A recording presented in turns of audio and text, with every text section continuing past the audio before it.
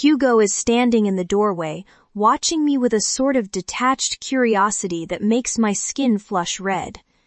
It's as if I'm some sort of strange new oddity, a creature he thought he understood, but now realizes he misjudged. A lot of people in the pack house have been eyeing me this way lately, and it makes my skin crawl every time. I drag my gaze from the beta, returning it to the full-length mirror on the far wall. Of course, my reflection mocks me like all the rest. Here I am, standing in the most stunning dress I've ever seen, looking like a completely different person than I did mere months ago. But still, it's not enough. It feels very strange to envy someone who has had such a difficult life. But God has helped me. I can't help but wish I was Celine. She is beautiful in a way I will never be. She has this air of mystery, this unknowable quality that enchants every man who meets her, where her tragedy has left her with an irresistible air of dark romance. My own has left me with naught but sadness. My looks are decent enough, with my long rose gold hair and hazel eyes that shift between gold and green depending on the light. But whatever beauty I might have possessed has been buried beneath my sorrow. My Cupid's bow lips are always trapped in a frown, and my lithe figure has been deprived of its curves by stress and privation. I haven't the faintest idea why Drake asked me to be his date to the eclipse ball. Actually, that isn't true. I know exactly why he did it. Pity. If the alpha was actually free to invite the she-wolf of his choice, I expect it would be someone much closer to his beloved Celine. Someone graceful and lovely, charming and gorgeous without even trying. Instead, his guilty conscience forced him to settle for me. He found me this dress, provided every luxury to help me get ready, but I'm still going to be a disappointment. No amount of professional makeup or hairstyling can erase the haunted expression I seem doomed to wear for the rest of my life. Hugo is going to escort me to Drake's office in a few minutes, where I know my unrequited love is probably working himself into the ground trying to track down Celine's enemies. He's been working day and night, constantly on the phone with Bastien, and using every moment not dedicated to governing the pack. To their hunt, I don't know everything that has happened since Celine left Asphodel, but it's clear Drake wishes he was in Elysium with her. It still amazes me how my heart can feel so much pain when it's completely broken. After all, it's lying in absolute tatters. It shouldn't be able to long, love, or grieve. It shouldn't be able to feel anything at all. Yet somehow it does. Perhaps Drake has not yet broken it enough. Tears burn in my eyes as I contemplate how the alpha could possibly trample my bleeding heart any further.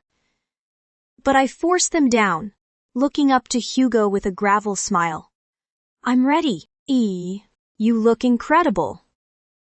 Drake's words warm me from the inside out, and I actually want to smile at least. I do until I remember he's only saying it to be polite. You don't have to say that. I demur, flushing out of embarrassment rather than flattery. Oh yes, I do. Drake replies fiercely, green fire blazing in his eyes. He strides forward and catches my waist, gently applying pressure so that I'll spin in place and give him the full effect. Incredible, he repeats once I come to a stop. The truth is that if anyone looks incredible, it's Drake. His raven hair is slicked back, and his strong jaw is clean-shaven for once. He smells like oak moss and sea salt, and he fills out his velvet-lined dinner jacket so completely. I worry the seams might burst. My deep green gown seems to belong next to his sleek black suit. Only the wrong person is in it. Seeing us side by side in the reflective windows of Drake's office makes me want to erase my body from the image, leaving only the silhouette of the elegant frock. It wasn't made for someone like me. I don't deserve to wear it, and I don't deserve to accompany the alpha to such a fancy event, just as I'm about to conjure some excuse to get out of the evening. Drake stops me. Are you ready to go? He asks. As I'll ever be. I answer nervously, smoothing my skirts.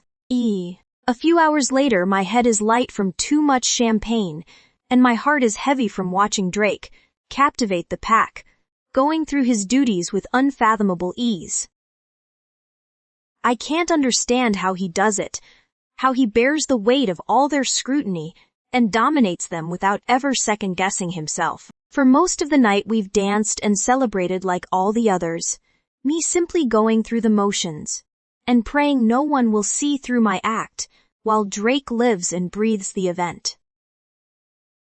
He really is a good alpha, and I feel like an absolute fraud standing next to him. I've watched an endless parade of stunning she-wolves prance around in front of the alpha, all hoping to catch his attention and shooting daggers at me when they fail. Drake seems completely oblivious, grinning at me with that devil-may-care charm and sweeping me around the dance floor with predatory grace. What are you thinking about? His jaw, already sprinkled with fresh scruff, grazes my cheek as his warm breath flutters over my ear. The eclipse has already begun, and while most of the pack is out lining the docks as floating bonfires glitter on the water, Drake and I are standing alone at the center of the ballroom's sprawling terrace. Nothing, I lie, keeping my face turned up to the quickly disappearing moon. Come on, little lamb.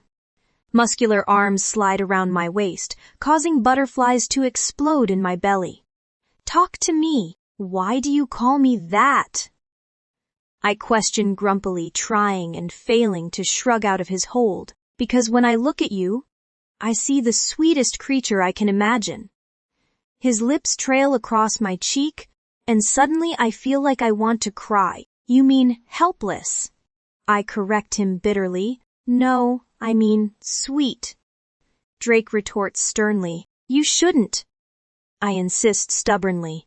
You don't call anyone else that sort of thing. It'll give people the wrong idea. And what idea is that?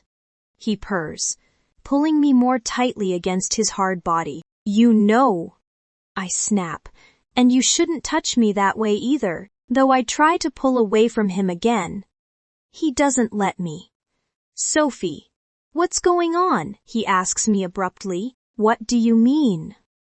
I counter defensively. I mean, what's going on? He repeats severely. Why are you acting this way? Nothing's going on. I say again, barely resisting the urge to stomp my foot. I'm just tired of this. Stop. Drake orders, his voice full of raw authority. I'm not asking as your friend anymore. I'm asking as your alpha. Why did he pause that way? Rose wonders in my head. I don't know. And I don't really care. It isn't fair of him to torment me this way.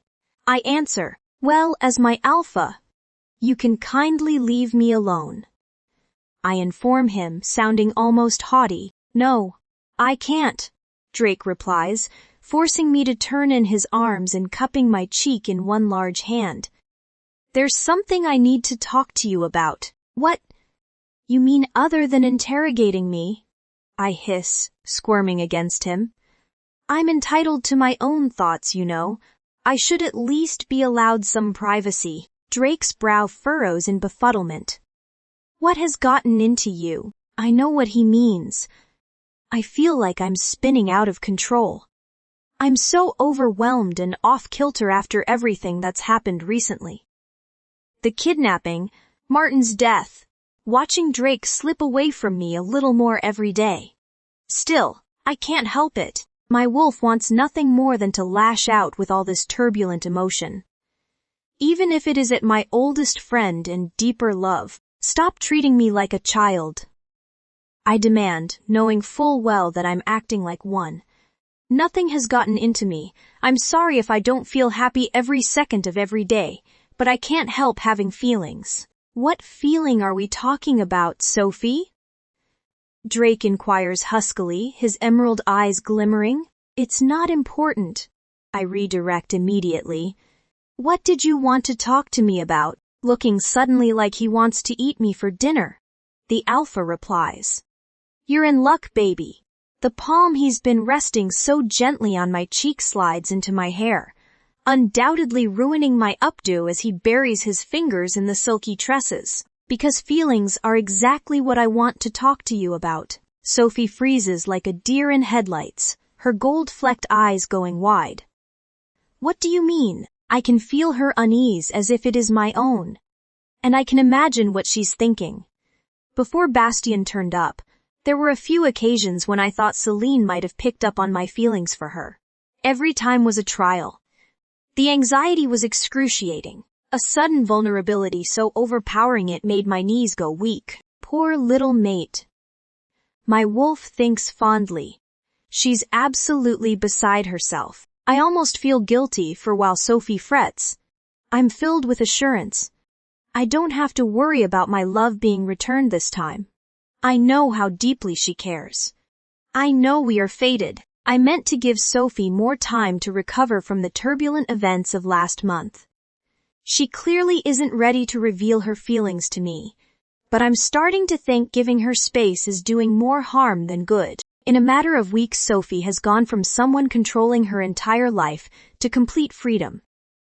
I didn't want to do to her what Bastien did to Celine, and trade her cage or iron for one of gold, taking care of her so completely she never learned to do it for herself.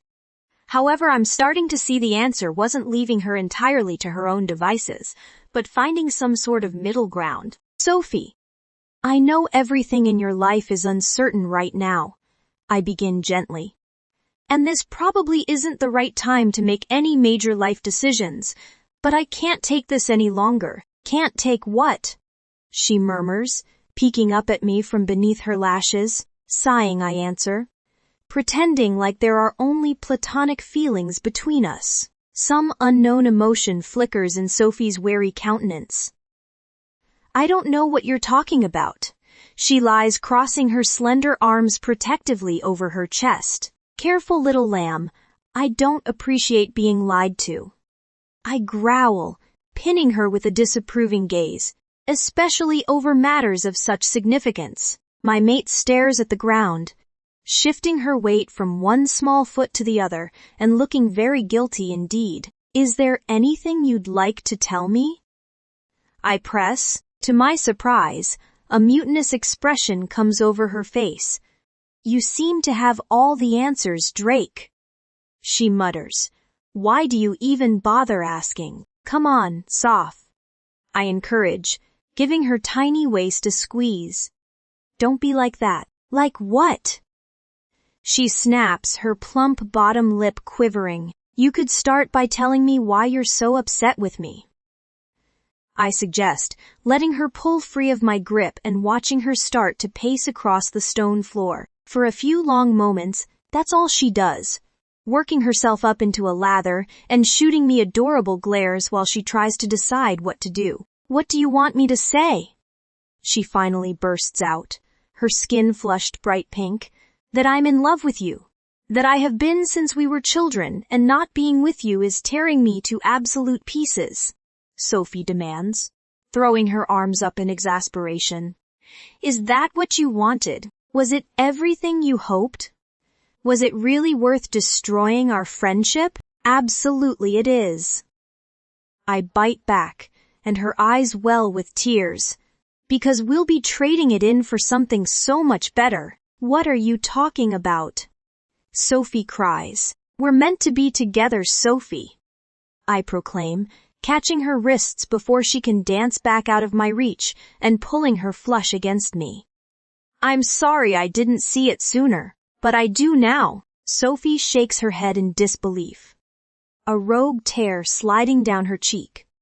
What? So you're making fun of me now? My brow knits together in confusion. How could she think such a thing? Of course not, I correct her fiercely. Sophie, I'm trying to tell you I'm in love with you too. Before I can say another word, my mate raises her sweet voice to a near shout. Don't. She objects, trying to push me away with all her strength and getting nowhere.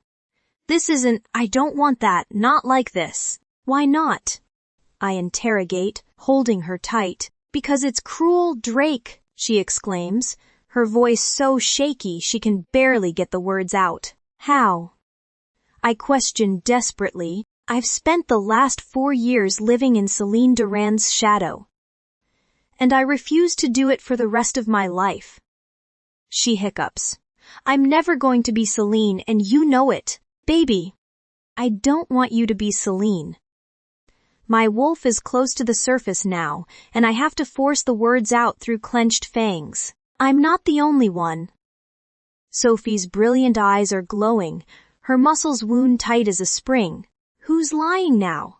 She hisses. You can't have the woman of your dreams, so you're settling for some cheap imitation. Don't call yourself that. I rumble furiously. Why not? She counters. It's the truth. You have a type, Drake. You like broken women, ones you think you can save. Sophie lobs the accusation like a verbal grenade. You had the perfect damsel in Celine, but she already had a mate, so you looked around and found the first mistreated she-wolf you could find and decided she'd have to do, right? Wrong. I snarl, softening my hold on her lithe wrists when she flinches in pain. I was never in love with Celine. Stop lying. Sophie explodes. I heard you professing your feelings for her the day after Bastien claimed her. I saw you try to kiss her. Yes, you did, I concede. But I was wrong. I thought I loved her, but only until I learned you were in danger. The moment I realized I might lose you, I realized how wrong I was about Celine. I didn't know what love was before, but I do now. Do you even hear what you're saying? She scowls. You just admitted you didn't want me until you thought I needed saving. My hands are shaking with anger now, but thankfully Sophie is too worked up to notice. Enough! I thunder, grasping her nape and dipping my head until our lips are nearly touching, staring into her bloodshot eyes so intensely she freezes in place.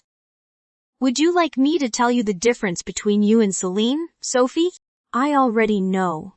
She tries to say, she's beautiful and experienced. Celine isn't the one who takes my breath away when she smiles at me. I correct her harshly, barely resisting the urge to give her a shake. Celine isn't the one whose scent makes me dizzy with the need to claim her. Celine isn't the one who makes me want to neglect all my responsibilities, so I can spend all day and night by her side. Sophie is staring up at me in abject shock, appearing so lost I want to cuddle her close and wipe away all her tears. But not yet, and Celine isn't the one who makes me feel like my heart has leapt right out of my chest and now beats in her tiny hands. I conclude, Celine isn't my mate. You are. For the first time, it seems like my words have broken through her stubborn little head. I am, she peeps uncertainly. You are. I confirm, and if I have to spend every day for the rest of our lives proving it to you, I gladly will. I vow, finally softening my possessive grip. But we will be mated whether you're convinced or not. You will be my wife. To my surprise, Sophie looks away from me, forcing her hand between our bodies so she can pinch her left arm. I yank the little pincers free when she winces. What are you doing? I think I'm dreaming. She explains, her voice barely louder than a whisper. For the first time since this conversation began, a wide smile stretches over my face. You should have said so. I tease, dropping a kiss to her cheek. I have a much better way of testing that out. You do. Sophie wonders aloud, her long lashes fluttering when I place a matching kiss on her other cheek. Oh yes. I grin, trailing my lips over her jaw. Not nearly as painful and much more fun. How do you do it? She asks breathlessly, her soft form melting against me. Like this, I explain, tenderly kissing her damp eyelids one after the other. And this, I add, depositing another kiss on the tip of her nose. When I finally move to claim her luscious mouth, Sophie already looks as if she's in a daze. My wolf assesses thoughtfully, we might have to repeat this lesson a lot. Just to make sure it sinks in. I couldn't agree more. I think back, catching my mate's mouth in the first of a lifetime of kisses. As soon as our lips connect, I feel like a missing puzzle piece has finally fallen into place.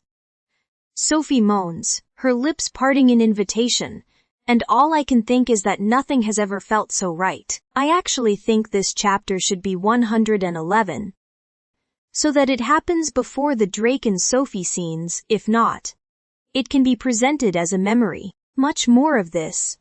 And I'm going to regret coming back at all. I can't stop hearing Celine say those awful words over and over in my head. They circle round and round, tormenting me every time my mind drifts from my work. We haven't spoken since that phone call. When I got back to the apartment last night, Celine was already asleep, and this morning she took Lila to the park before I was even awake. It's clear she doesn't want to talk to me, and if our situation were any less dire, I wouldn't permit such avoidance. But the investigation is keeping me busy day and night. Luckily, the Eclipse Festival will force us into the same room tonight. And I won't let us go to bed angry again. We'll talk all this out and keep at it until things are resolved. We can't go back to bottling up our feelings. And I can't fail Celine again. I won't. The only blessing we've had since returning is Celine's good press. And even my own has improved greatly since those first tense days back. Still, nothing is simple. I'm putting out fires left and right. And the more dead ends I reach searching for our enemies, the more stressed I become. I can only pray that nothing goes wrong at the festival tonight. Whether in my marriage or the pack. Celine, careful sweetheart. I caution Lila. The oven is very hot. We're in the kitchen baking cookies. And in all her excitement to see the gooey chocolate confections come out of the oven. My pup is hovering right behind me as I extract the tray. How soon we eat dem? She asks hopefully. They have to cool first. I remind her. But it won't be too long. 1 minute? She chirps. More like 15 minutes. I correct. Mommy, that's forever. She exclaims. Better forever than a burnt tongue, my love. I laugh. As I get started on the dishes, Lila sets up camp in front of the cooling rack. Hungrily watching the cookies as if she's worried one might jump off and roll away. In fact, she's so intent, I'm surprised to hear her small voice after only a few moments. I hum in reply, already preparing to tell her not yet. However, Lila does ask me if the cookies are cool yet. Instead, she inquires, are you in Daddy fighting? Shit. I think. We're not fighting, Angel. I qualify. Just disagreeing. Sometimes grown-ups disagree with each other, and it can sound or feel like fighting, but it's not anything for you to worry about. Well, I don't like it, she announces, huffing a silent chuckle. I reply. I don't like it either. Then, why you do it? Lila questions, sounding as if she thinks I'm very irrational, because disagreeing is natural and even healthy. It's how you learn new things and grow. I explain, choosing my words very carefully. Besides, it's important to share what you're feeling with the people you love, even when those feelings aren't good. Otherwise, you can never fix it. The irony of my advice doesn't escape me. I avoided Bastien last night, and this morning, more out of guilt for lashing out at him than anything else. Why can't you fix it? My daughter presses. I'm beginning to think children this age aren't capable of hearing anything without asking, why? Because when we keep unhappy feelings locked up inside of us, then they stay there and get bigger and bigger. I say slowly, sensing my own unhappy feelings growing even as I speak. You have to let them out.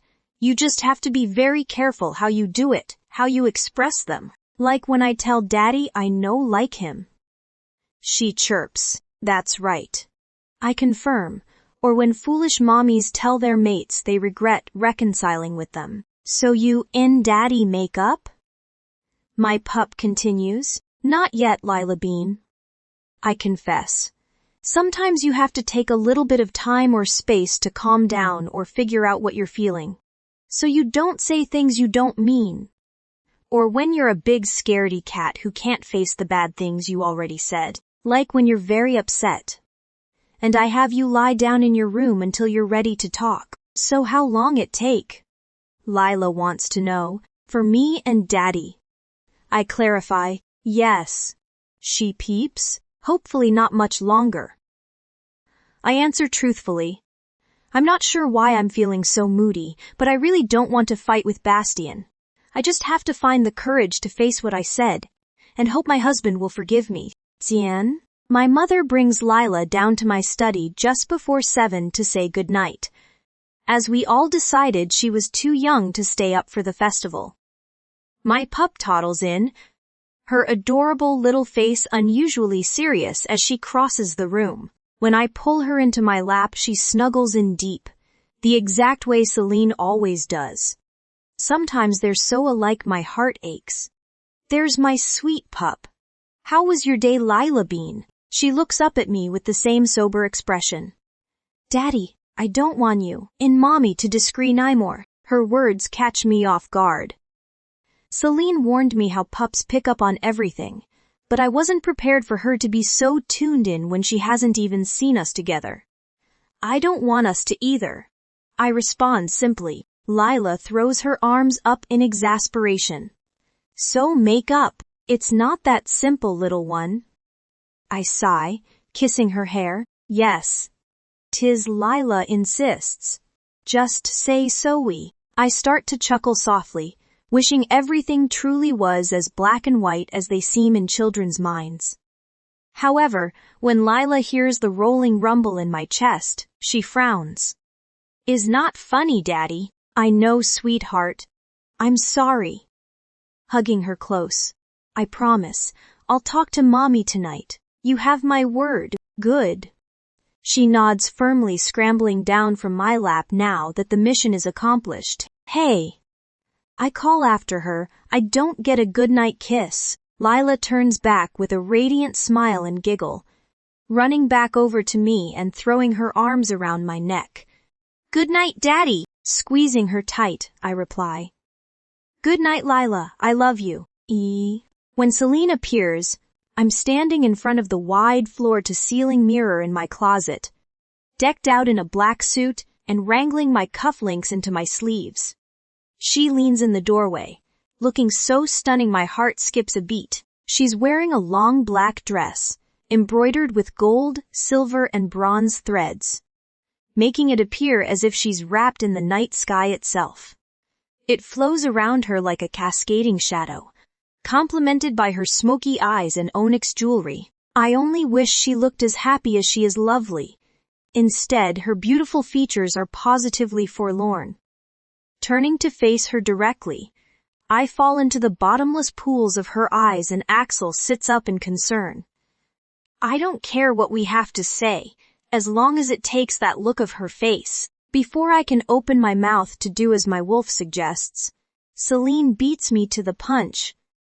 I didn't mean it. She murmurs sorrowfully. Her words lift some of the weight from my heart. But far too much remains as her guilt pulses through our bond. I don't know why I said it. She interrupts. I feel terrible. 2 weeks ago I was scolding Lila for taking her anger out on others. And I just did the same thing to you. Come here, little wolf.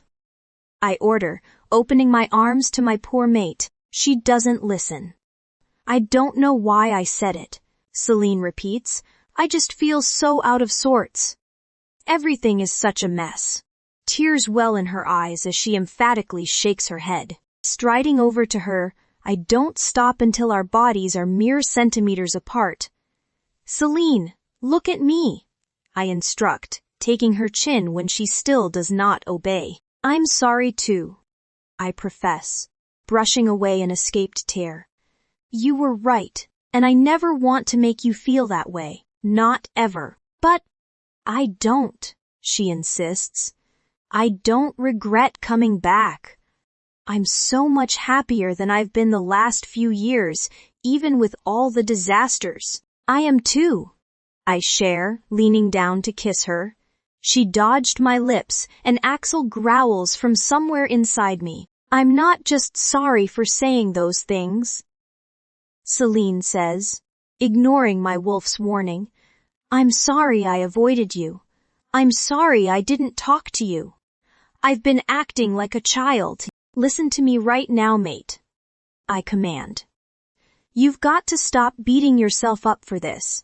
I know you're sorry. I know how overwhelmed you must be feeling, and I understand. I feel like I haven't done anything but hurt you since you found me. She whispers, well, that's where you're wrong. I correct her. It hasn't been easy, but I've done my fair share of hurting too. But you've given me so much more good than I ever dreamed. I interrupt. And even if you hadn't, I'd rather spend every day being hurt by you than live without you. Celine hiccups a laugh. That's really twisted, but I know what you mean. Can we kiss and make up now?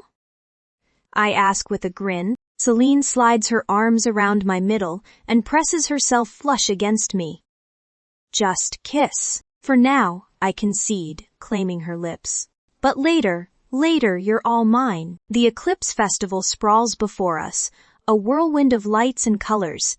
So overwhelming I can feel my mate leaning close to me for comfort. It's not only the size of the event and deafening noise around us unsettling her, it's also the attention. We're still in the VIP section. And wherever Celine and I walk, people turn to stare. And I can't help but notice how different things are from the past. 4 years ago, these aristocrats would have been whispering behind their hands and curiously eyeing Celine's unmarked neck. Tonight, there's a sense of reverence in their attention, an admiration and respect my sweet mate is still struggling to get used to. Even though it's the proper response, I can't help but feel angry.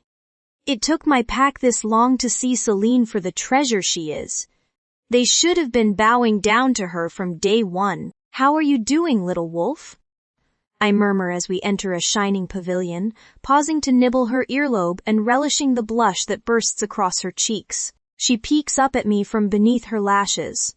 I could use a distraction. Oh, I reply, moving my tongue to the soft spot behind her ear. What kind of distraction? This is working fairly well. She admits, turning to face me completely and closing her eyes as I continue to taste her. I can almost forget they're all watching. It's just a little while longer. I promise, glancing up at the moon. It's almost completely obscured now, a huge red orb rimmed with a crescent of pearly light. As soon as the eclipse is complete, we'll go out to the main festival stage and kick off the fireworks. I'll make a short speech, and then we'll be free to go. Just then, a chirping noise sounds from the vicinity of Celine's hip, followed by a soft vibration. She pulls her phone from a hidden compartment in her gown, flipping open the notification center and scanning the contents. Then Celine looks up at me with a brilliant, contagious smile. Drake finally told Sophie. And? I ask, grinning back at her. Her smile widens, a mischievous glimmer appearing in her lovely eyes. Let's just say he's going to be incommunicado for the foreseeable future. Sliding my hands around my mate's waist, I pull her close again, not liking the slight distance her text message imposed on us. I know what that's like. Lowering my lips to her throat, I trail kisses over my mark. You know, you and I never had a real honeymoon. Well, you certainly did your best to make up for it. Celine quips, reminding me of all the hours we've spent locked away in our bedroom. It's not like we had time, let alone the opportunity. Shaking my head in disapproval, I decide. When things calm down, we're going to have one. Oh, really? Celine asks, arching her brow curiously. Yes. I confirm. Just you and me. We can go to the islands, take Lila and spend a few days playing at the beach. Then you and I can sneak away to our own private bungalow and make up for lost time. What? And leave Lila by herself? Celine remarks. Hire some sea turtles to babysit and hope they don't slack off. Cutting my eyes to her, I scold. You know what I mean. We'll figure something out. Celine giggles, rising up on her tiptoes to kiss me. I catch the back of her head and keep her mouth locked against mine. drawing kiss after kiss from her lips until we're both breathless. When we part, I can feel all the ogling shifters around us. But my attention remains on Celine. My mate's smile flickers. A shadow of what it was a few moments ago. When things calm down, she repeats. Do you really believe such a time will come? Flattening my mouth into a hard line. I vow. Celine, I'm going to make this right. I'm going to make our family safe. How? She asks forlornly. It's not that I don't believe in you, baby. She assures me needlessly. This all feels so much bigger than us, so far out of our control. I know. I admit, cuddling her close and glaring at the people around us until the whole lot turns away and pretends they aren't still watching out of the corners of their eyes. I know it feels like that, but we can't believe it. When we do, that's when they've won. I explain soberly. We're taking it step by step, searching the area around the cell tower, looking into the DNA, going through all the evidence from my father's murder and the fire. And I'm going to deal with Blaze. I promise. I will not rest until the threats to us are neutralized. Deal with Blaze. Celine parrots, looking up at me uncertainly. How? I don't know yet. Sweetheart, I admit, sighing heavily, this isn't entirely true. The more time that passes, the more I am convinced my family will never be safe as long as the Calypso Alpha lives. However, taking out the most powerful alpha on the continent is no simple matter, especially because challenging him would mean taking responsibility for his pack if I won. I'm not even sure I could win, and losing would mean abandoning Celine and Lila to his mercy. But I will. I swear to Celine. I don't think of it as a lie because I have to figure out how to deal with Blaze. I don't have any other choice. And so I'll find a way. I will. Celine. After Bastien gives his speech, and we move back towards the VIP pavilions. One of the elder counselors approaches us and pulls my mate away with a promise to return shortly. I'm left standing at the mouth of a market tent, one whose contents could easily fill a museum. Everywhere I look there are priceless jewels and artworks. I'd feel too afraid of damaging to ever wear or display. Frankly, I would rather Bastien have left me among the throngs of shifters watching the fireworks. He wasn't lying when he said the common people were much fonder of me than the nobles. Most people seem to have come around anyway, but I know my enemies are most likely members of this crowd. The ones who stroll through the tent's riches dropping inordinate sums of gold left and right. Right on cue, a familiar flash of red hair appears in the distance. Of course, I think grumpily. This woman must have some sort of special radar for knowing when I'm alone. In the past I would have run from her, but not today. I'm done being afraid of silly, vindictive, she-wolves whose entire identity is constructed around being some wealthy man's arm candy. I know she sees me too. She's walking straight towards me, and I can almost feel the spite radiating from the black hole in her chest. I can't believe I've never learned this she-wolf's name. She tried to kill me once, and attacked me twice. I suppose I felt like spending any time finding out who she is would be feeding into her power over me. You. Red hisses, and for once she's not surrounded by a flock of minions. What did you do to us in that bathroom, you freak? Crossing my arms over my chest, I arch a skeptical brow. Was it not enough to teach you your lesson? I inquire coolly. I mean, how dumb are you? The alpha doesn't scare you. Me knocking you out without even needing to dirty my hands touching you doesn't scare you. So what will it take? It's not about me, she spits, eyes glowing. It's not about what you say or do to try and intimidate me. It's about what is right. The woman continues fiercely. You don't deserve Bastien. You never have, and you never will. I don't care what you do to me. I am never going to let you off the hook. I let her hateful words wash over me, feeling my power begin to stir deep inside. Still, I don't bring it forward. Cocking my head to the side, I consider the bitter creature in front of me. How sad her life must be.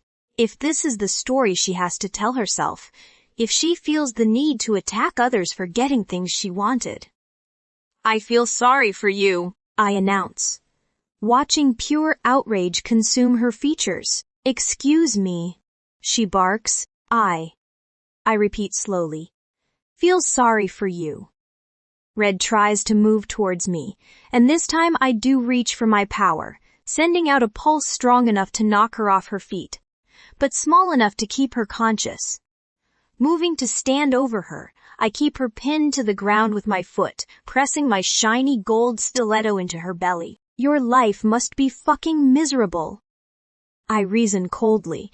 I mean, you must really hate yourself. Dark emotion flickers in her eyes, and I know I'm hitting close to home.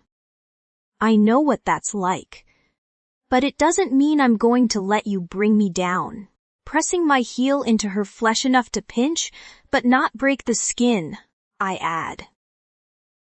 I used to believe it when bitches like you told me I don't deserve Bastien. I used to believe I was worthless. I can feel Bastien coming closer now, and I have a feeling he's going to appear behind me at any moment. But guess what? I continue. The goddess created us for one another, and I'm not the weak little girl you knew back then. I know my worth, and I know how to deal with trash like you. My power swirls through my blood, rising up like a tidal wave. The next time I see you in my path, you better disappear before you can cross it. You only get 3 strikes. I won't give you a 4th. With that I send out another energy pulse, knocking her clean unconscious and stepping back from her prone body with a sense of true pride.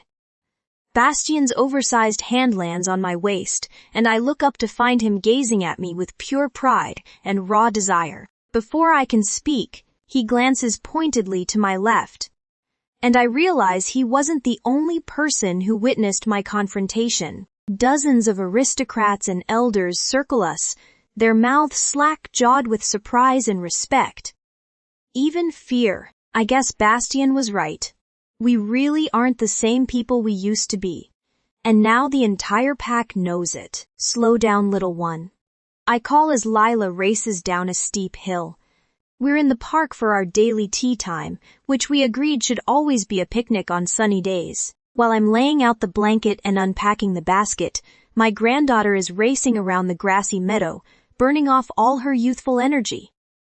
I don't mind her tiring herself out, but I'd also prefer to return Celine's pup to her in one piece. My daughter-in-law has gone to look into buying the Full Moon Cafe, the city's most popular bistro. Everyone knew the owners were getting on in years, but it was still a shock when the restaurant went up for sale last week. Devoted patrons across Elysium immediately went up in arms, arguing about who should take over and ensuring the beloved menu is carried over to the new owners. It just so happens that Celine has been trying to figure out what to do with her spare time here and greatly misses the cafe she had in Asphodel. So it seems fortuitous she should take over. There is a small chance the owners won't want to sell to her, but I think it's more likely they'll jump at the chance. Celine is the richest woman in the city, and she'll take the responsibility seriously. When Celine is finished with her meeting, she'll join us for tea, but until then I get to soak up some one-on-one time with Lila. Gamma, watch me, Lila exclaims, doing a somersault and grinning with pride. Very nice, I praise warmly, extending my arms to her. Now come here, roly-poly. Don't you want some sandwiches? The tiny wolf toddles over happily. With cucumbers? Yes, with cucumbers, I answer, carefully pronouncing the word so it will sink into her beautiful little head. Until 2 weeks ago, my granddaughter had never heard of a tea sandwich. Now they're all she wants to eat, but she hasn't quite figured out the pronunciations yet. For a while we eat and chat in ease, me telling stories about when Bastien was little, and Lila giggling in delight over her father's exploits. Part of me worries about putting ideas in her head, but then again it would serve Bastien right to experience some of the chaos he put me through as a boy. Daddy really paint da cat? Lila chirps happily. He did. I confirm, bright blue. The poor thing wouldn't go near him for weeks afterwards. What was dear name? She asks curiously. Mr. Whisk. I begin, only to be interrupted a moment later. Gamma? Was dat? Lila asks suddenly, pointing across the park to a group of people gathered around a street performer. It looks like a musician, I explain, scanning the crowd. He's playing a violin, do you know? My voice dies in my throat. There, just off to the side of the small audience, is a woman I would recognize anywhere. It can't be. I mutter under my breath. It's been years since I saw Odile, but she looks exactly the same. She's dressed in all black, as if she's still in mourning after all this time. Her once blonde hair is now silvery gray, and though her eyes are covered by sunglasses, I remember their opulent green shade perfectly. It's not possible, my wolf says. She was exiled. She has no business here. It shouldn't be possible, but there's no mistake, I counter. I would know Odile anywhere. It's not just her appearance, it's the way she holds herself, her posture and way of moving. I've never met another woman who could appear simultaneously rigid and fluid all at once. It is as if she's made of pure stone. So impossibly still, when standing in place, but as soon as she moves, it's with the easy grace of a summer's breeze. Gamma was Wong. Lila's little voice sounds on my right. And the next thing I know, the sweet pup is crawling into my lap. I look down to find Celine's two-toned eyes staring up at me in concern, and offer my granddaughter a soft smile. Nothing, sweet girl, I lie, petting her tiny cheek. I just thought I saw somebody I knew once. Lila leans into my breast, with a tea sandwich clasped in each plump hand, settling in and making it clear she has no intention of moving. Stroking her hair while she takes alternating nibbles of her lunch. First the sandwich in her right hand, then the one in her left and back again. Odile is gone. The distinguished widow is nowhere in sight, but I'm certain it was her. I may be aging, my mind is as sharp as ever. And if there was ever a face I will never forget, it's my enemy's. Just then, I sent Celine, and a moment later my daughter-in-law is crossing the meadow in front of us.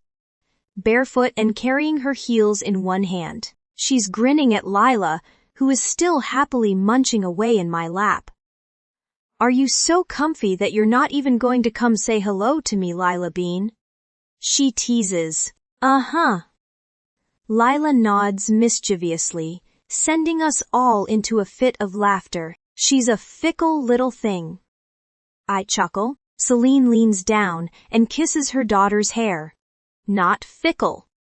She reasons warmly, just a cuddle bug. She gets that from you. I share, gazing lovingly at the pup. When Bastien was little I could never get him to sit still.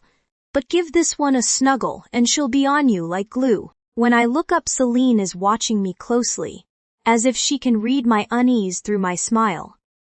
She cocks her head to the side in question, and I shake my head, mouthing, later. She nods in understanding, and I change the subject. How did your meeting go? Celine's smile is like pure sunshine, and I can scarcely believe this is the same she-wolf Bastien rescued from Garrick all those years ago. It's even hard to believe she's the same guarded woman I met 2 months ago in Asphodel. Marriage and motherhood agree with her. And now that she has her wolf back and her powers are growing, she's finally becoming the woman she was always meant to be. It's not official yet, Celine explains, but I made an offer and they accepted. Oh, sweetheart, that's wonderful. I congratulate her. I suppose that means you'll be needing someone to wrangle this munchkin on a regular basis then, I ask, referring to the child in my arms. Yes, Celine confirms. But don't worry, we can find a nanny if you don't want to. Over my dead body. I growl, prompting another laugh. Well then, Celine quips, reaching over to brush a few crumbs from Lila's cheek. I suppose that's that. Ain. Ho. Bastian.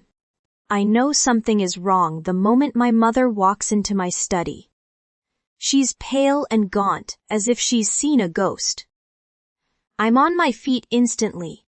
Mom, what's wrong? Is it Celine, Lila? No, she promises, waving me off. She trails off, sounding uncertain. Bastian. It's Odile. What? I repeat in astonishment. I saw her in the park. It was at a distance, but I'm sure it was her. Mom asserts firmly, you remember how distinctive she was. I don't know how to respond to this.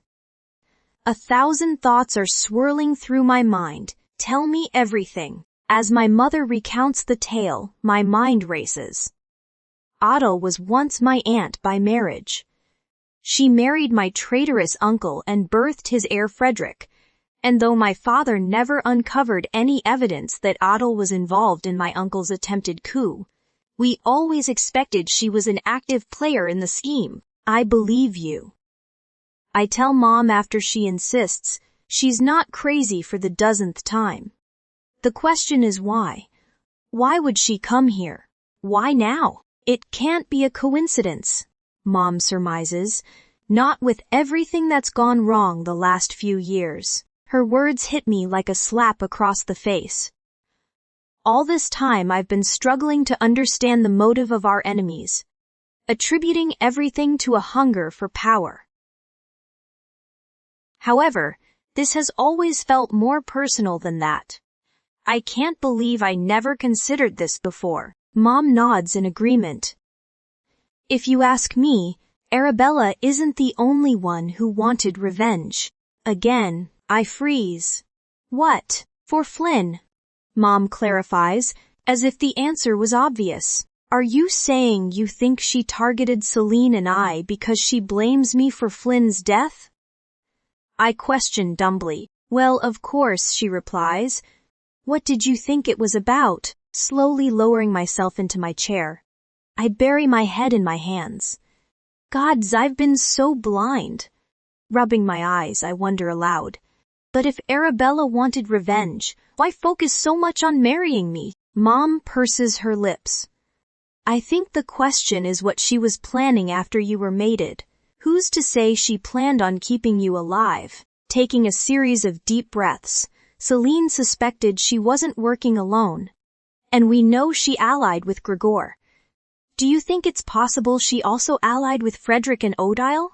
I think it's probably. Mom confirms sadly. They've all been exiled now, and while Arabella is too well known here to show her face, Frederick certainly is not. He was just a child during the coup. I recall, he could have been here for years and we'd never have known. Mom agrees. And even if he wasn't, I'm sure he is now. Odile wouldn't be here otherwise. Staring at my mother in shock and horror, I say, what the hell are we going to do? Learning that my cousin may be responsible for all my problems over the last few years has sent me through a loop. I've been searching for a motive beyond power and bloodlust since this all began. But it seems I didn't learn my lesson after my uncle's coup. Problems don't disappear after they've been exiled. And blood is no guarantee of loyalty. When I came home tonight, I held my mate and pup close, feeling even more protective of them than usual. I think Celine sensed something was wrong, but thankfully she passed out even earlier than Lila did. She's been tired lately, taking a lot of naps and going to bed so early I have to fight the urge to wake her up for adult playtime when I'm finally ready to go to sleep myself. Tonight I didn't have any such problems. Sex was the last thing on my mind, and it was hours before I could relax enough to go to sleep. I lay awake late into the night, staring at the ceiling and wondering how everything could have possibly gotten so mixed up. The worst part of all this is that my family's past drama may be endangering the life of my wife and child. Celine and Lila had nothing to do with any of this, yet their proximity to me has put them in the line of fire. The guilt could eat me alive. I comfort myself by wrapping my body around Celine so tightly that I know no one could possibly get to her without going through me first. After drifting off in fitful bursts, I wake around 3 a.m., immediately aware I'm alone in bed. I glance at the bathroom door, but it stands ajar, and the lights are off. Sliding out of bed, I pad to the bedroom door, tracking my mate's scent out into the main apartment. A soft white light emanates from the kitchen, and I follow the gentle glow, rounding the marble island to find Celine standing in front of the open refrigerator. She's still wearing the silky negligee I wrangled her unconscious limbs into when I put her to bed, and her thick dark hair is an artfully disheveled mess. Her back is to M, and I can hear her soft munching noises indicating a late-night snack. But I'm so on edge I have to ask, "Baby." I greet her sleepily. "Are you okay?" Celine jumps half a foot into the hair, spinning around and whipping her hands behind her back with a dismissive shrug. "I missed dinner." "I know you did." I commiserate, eyeing her tense posture. "I'm sorry, sweetheart. I would have woken you, but you were really out. I thought you must need the rest." "It's okay," she assures me. "I just woke up hungry." "I can imagine." "Why don't you let me make you something?" I suggest, rounding the island and reaching for her. "No, that's okay," she exclaims, shrinking away from me. "I already found something." Tilting my head to the side and knitting my brow, I remark, "I'm glad to hear it. Would you like to tell me why you're trying to hide it?" Appearing very sullen, Celine huffs. "I'm not hiding anything." I reach for her again, and again she dances out of my grasp. "What's going on, little wolf? What are you eating?" "Nothing." Celine insists defensively. "Which is it, mate?" I demand, my amusement growing with every minute that passes. "Have you found something, or are you eating nothing?" Looking as if she's admitting a terrible secret, Celine slowly brings her hands forward, revealing a jar of pickles in one hand and a jar of chocolate spread in the other. Unable to hold back a chuckle, I say, "Chocolate-covered pickles. It's good," Celine exclaims stubbornly. "All right." I agree in my most soothing tone, slipping an arm around her while simultaneously extracting the ingredients from her hands. With hesitation, I dip a pickle in the chocolate and sample a bite. Axel immediately starts making retching noises, and I burst into laughter. "Godsess Celine, that's revolting," Celine moans, her eyes welling with tears and her lower lip quivering dangerously. I can see a storm coming, and guilt immediately washes over me. "Hey, no, it's okay." It's not. Celine chokes, salty rivulets sliding down her fair cheeks.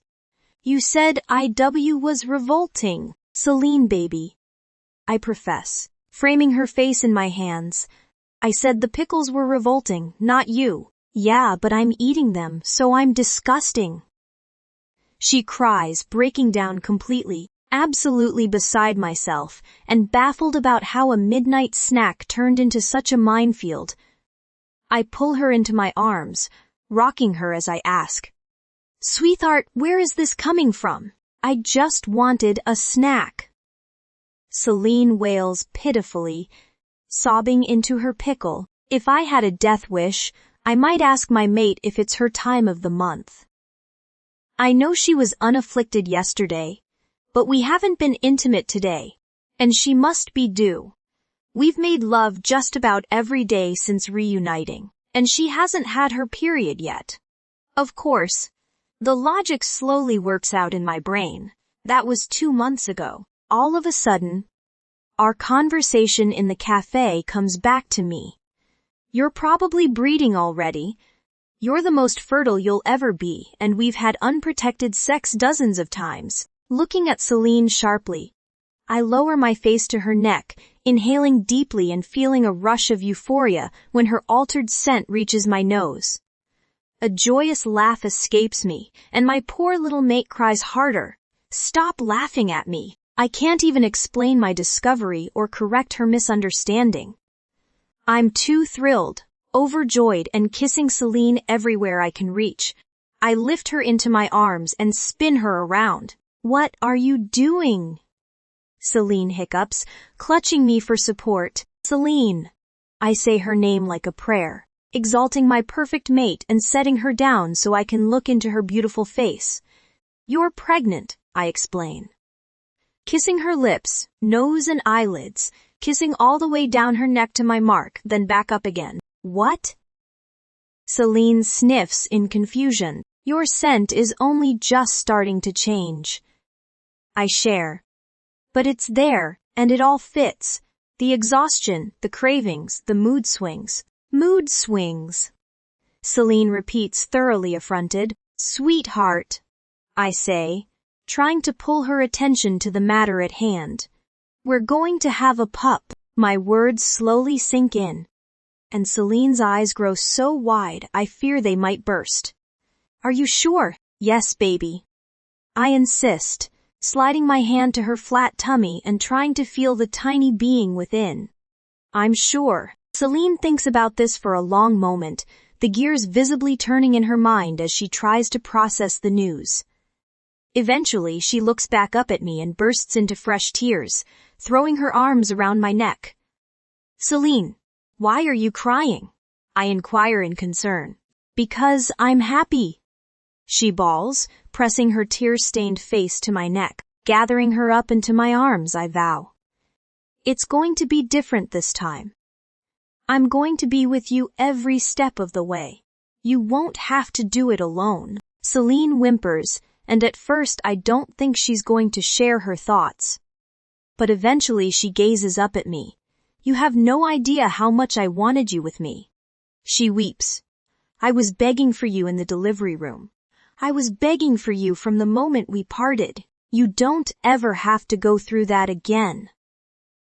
I promise, caressing her hair. You proved you could do it without me, but you won't have to now. We'll be together. We'll do it all together, Bastien. I was really sick last time, Celine admits. That's why I ended up in the hospital that time. It wasn't just morning sickness, but a severe nausea condition that lasted the entire pregnancy. A stab of fear pierces my heart. You never told me that. We still have a lot to catch up on. Celine hiccups. A lot has happened over the last 3 years, and we will catch up. I insist. I'll take care of you. I'll do everything I can to support you. Lila's going to be a big sister. My mate realizes with a gentle smile she's not going to like having to share the spotlight, but she'll love having someone to boss around. I proclaim, still rocking the precious bundle in my arms. Do you need more snacks or can we go back to bed? I murmur, kissing her velvety lips. Celine's tears have slowed, and she grins up at me. Can I bring the chocolate to bed? Throwing my head back and laughing without restraint. I confirm, baby, you can bring whatever you want as long as you promise to share. With a sullen glance from beneath her lashes, Celine replies, I'll share the chocolate, but not the pickles, feeling as if the sun is burning inside my very chest and threatening to burst out. I agree. Bastien is watching me when I wake up, propped on his elbow and tracing patterns across my bare belly with a goofy grin on his face, shivering in the cool morning air, and less than amused to have my covers stolen from me. I roll towards my mate. Bastien, I'm cold. I'm sorry, little wolf. He chuckles, snuggling me close. I couldn't help myself. You know, it's very creepy to watch someone sleep. I grumble sleepily. I'm the alpha. I can do whatever I want. He counters smugly. Even if it's creepy. Breathing in his familiar scent, I try to calm my stomach. Suddenly, my late-night snack is seeming like a very bad mistake. My insides are roiling with sour acid, and I can feel my gorge rising in my throat. For a moment, I think I might be able to ease the sickness, But I quickly realize it is not hope. Rolling out of Bastian's arms, I dart for the bathroom. My hand clasped over my mouth, I can hear Bastian following on my heel, and though I try to close the door behind me, he forces his way through anyway. Slamming the toilet seat up and miserably emptying my stomach into the porcelain bowl, I drop to my knees on the cold tiles. My mate's large, warm hands pull my hair back from my face and rub up and down my back. Bastian makes soothing, sympathetic noises, and as much as I appreciate his affection, I can't help but think he's going to have to get used to this. Closing the lid and resting my forehead on my arm, I glance up at the concerned wolf. This is nothing. I moan. Just wait, poor baby. Bastian croons, stroking my hair. Is there anything I can do to help? Just keep doing that.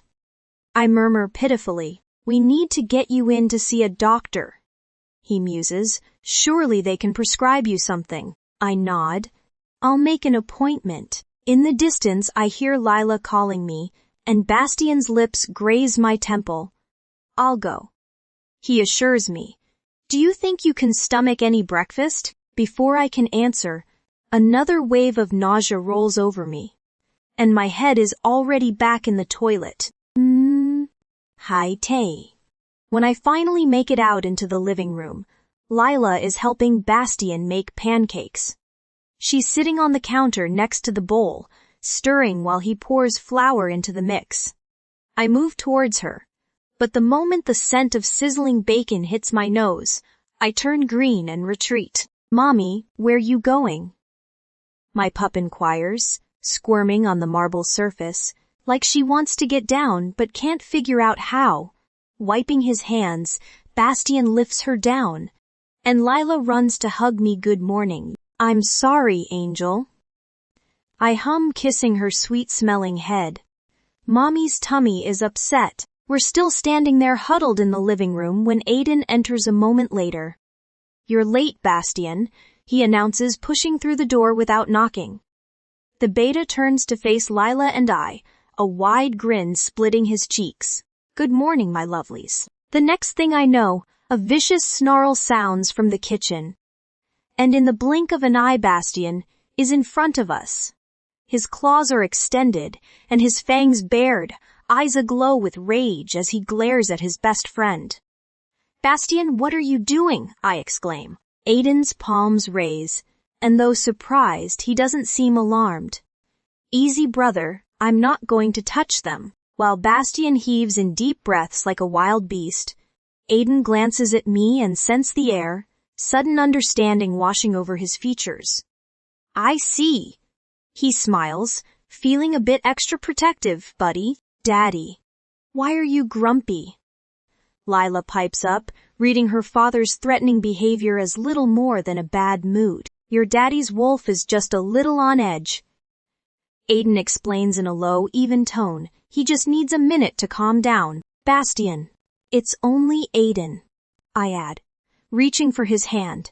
His silver eyes jerk down to me, swirling with savage ire. We're safe. Slowly the red haze clouding his vision ebbs away, and his rigid muscles relax. Looking back to his second in command, Bastian sighs. I'm sorry, Aiden. I don't know what came over me. I do. Aiden laughs, tentatively stepping forward to give his friend a hug. It seems congratulations are in order. Bastian returns the embrace, looking far more lighthearted now. Thank you. We're very excited. Excited 'bout what? Lila chirps curiously, obviously feeling left out of these strange events. Aiden looks like he wants to hug me too, but seems to think it's too soon to attempt such close proximity.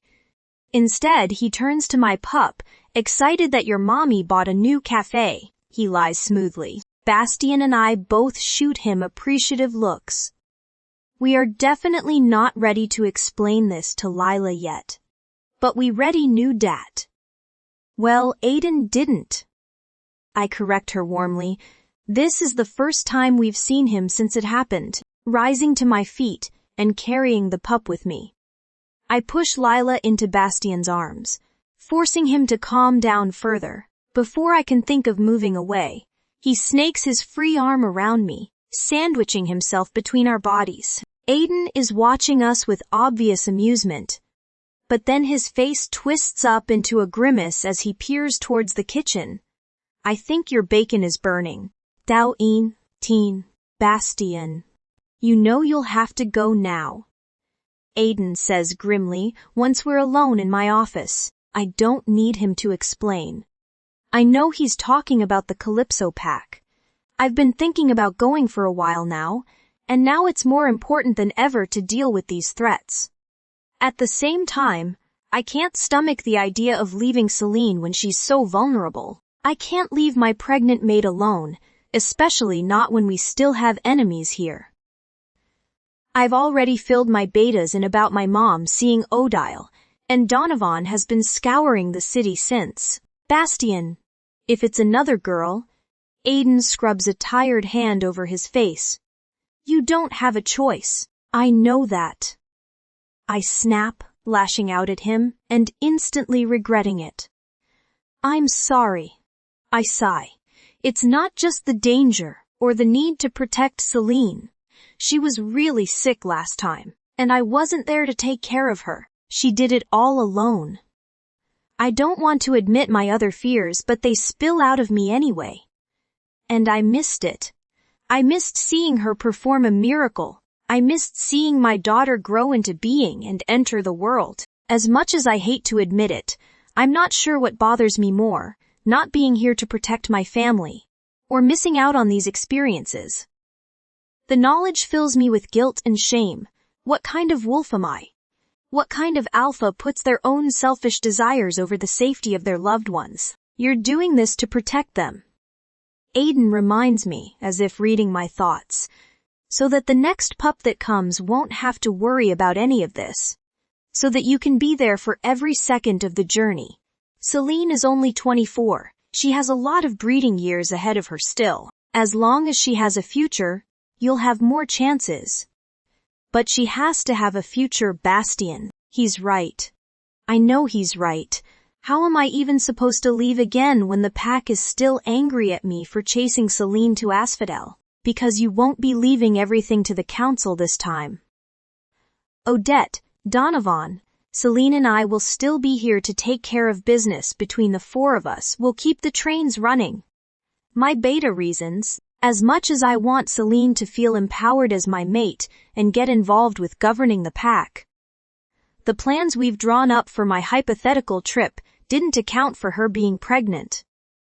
Now not only is she going to be starting a new business and wrangling a toddler, she's going to be sick as a dog. You're going to have to watch Celine very carefully. All of you. I tell Aiden, she'll work herself into the ground if you let her. We'll take care of her. Aiden promises, and Lila, we'll be in constant contact, and it won't be that long. Why do you say that? I ask. Because it can't be. He responds stonily. We can get by without you, keep people placated for maybe a month. Any more than that. And I don't know what would happen. The prospect of my mission is seeming more and more impossible. I've got to infiltrate the Calypso territory, somehow get close to Blaze without him finding out who I am, and either convince him to give up his hunt for Volana wolves or make it impossible for it to continue. And now I only have a month to do it. 1 month. I nod in agreement. Have you told Celine? Aiden wonders aloud. She knows I've thought about it, but she doesn't realize how serious I was. I exhale, dragging a hand through my hair. How the hell am I going to tell her? Frowning at my reflection, I try to focus my attention inward, reaching deep to try and access the well of my powers. I've been working at it every day, wanting to learn how to do more than send out a few random energy bursts. I want to figure out how to do all the things I read about in Odette's books, and Bastian has been encouraging me to practice as much as possible. So long as I stay far away from the pool, I've turned the lights down low, staring determinedly at the shadows and begging them to bend to my will. Of course they don't budge one bit. They remain stubbornly fixed in the nooks and corners of our walk-in closet, grumbling with frustration. I try to take a few deep breaths and reset, but Bastien rounds the corner before I can, no doubt summoned by my disgruntled noises. "What's wrong, little wolf?" he asks, not stopping until I'm completely wrapped in his arms. I'm trying to bend the stupid shadows, and it's not working. It seems like everything I try today is just bound to fail. I complain. I'm expecting a speech offering support and encouragement. Instead, I find my husband's brow furrowed in worry. "Sweetheart, I think you should hold off practicing your powers for a while." "What?" I question in surprise. "What happened to, the more you are able to defend yourself, the better. We don't know how any of this might affect the baby." Bastien answers simply, "I don't think we should risk it. I hadn't thought of that." I admit to Luna, suddenly awash with anxiety, "I'm sure it's fine." My wolf answers, "The powers are a part of us. So is the pup. Surely they can't harm it." I'd like to think that too. I agree, but I know so little about all this. Bastien's probably right. We can ask the doctor. I decide, rubbing a hand over my cloth-covered belly. My appointment is later this afternoon, and Bastien cleared his schedule so he could come along. I had been looking forward to getting my first ultrasound. Now I'm overflowing with eagerness to find out if I can continue training. Bastien replies sharply, bursting my bubble. "I don't want anyone outside of the family to know about your powers, Celine. Then, how else am I going to find out whether it's safe?"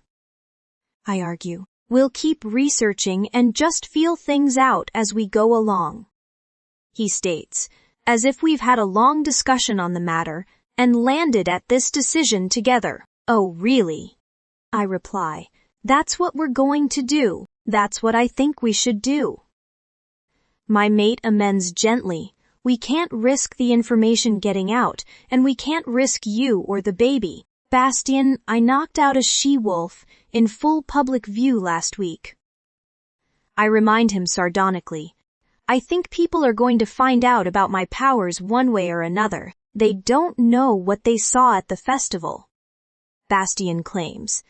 "And I don't mind them knowing once you have full control over them. But until then you're vulnerable. Until Blaze is dealt with, we have to keep them quiet." "Why do you keep saying that?" I ask, a knot forming in my stomach. "What are you planning to do about Blaze? How are you going to deal with him?" "We can talk about that later," my husband promises, not comforting me one bit. "For now, let's just enjoy this moment. In a few hours we're going to have our first picture of the baby." He reminds me excitedly. "All right," I concede. "Just promise me we will talk about it." Bastien's face falls, and my apprehension grows. "I promise. Before the week is out." Bastien. At the hospital, a thoughtful nurse sweeps us into a private room before anyone can see us in the Aubergine's waiting room. Soon enough, the media will get their hands on the story anyway. Celine Scent announces the news wherever she goes. But I want to keep it quiet for as long as possible. While Celine changes and patiently submits to the nurse's vital tests, I stroll around the strange office, studying all the diagrams and anatomical models depicting the various stages of pregnancy. It's not until a familiar scent reaches my nose that I draw my attention away. When Dr. Kane enters the room, Celine offers him a wide smile. "Dr. Kane, it's so good to see you." "You too," he exclaims. "Especially since we all thought you were dead." "Right." Celine flushes. "Well, luckily I'm not. Very luckily." The doctor grins. "And I see congratulations are in order. You're going to be parents again." "I'm sorry, Dr. Kane." I interrupt, confused as to why the man is here. "You're not an obstetrician." "No, but I am the family doctor," he reminds me genially, "and I was Celine's doctor during her first pregnancy." at least the portion of it which took place in Elysium. The doctor looks back to my mate. How are you feeling, Celine? Is the nausea any better this time? Wait a minute. I interject again, directing my attention to Celine. He was your doctor before you left? Yes. She replies, shooting me a baffled look. Dr. Kane is the one who helped you cover your scent. I growl, growing more suspicious, not to mention more angry by the minute. Yes. Celine repeats more gently this time, as if she can sense the direction of my thoughts. And you knew she was pregnant when she supposedly died? I demand of Dr. Kane, and you said nothing. I didn't think the information would do anything but cause you more grief. Dr. Kane sighs, looking regretful. My wife crinkles her nose. Am I missing something? Dr. Kane is the one who confirmed the DNA on the body from the fire. I share gruffly. You mean the fake me was pregnant too? She inquires in horror. For a moment, I don't understand what on earth she's talking about, and it takes a good bit of footwork to catch up to her train of thought.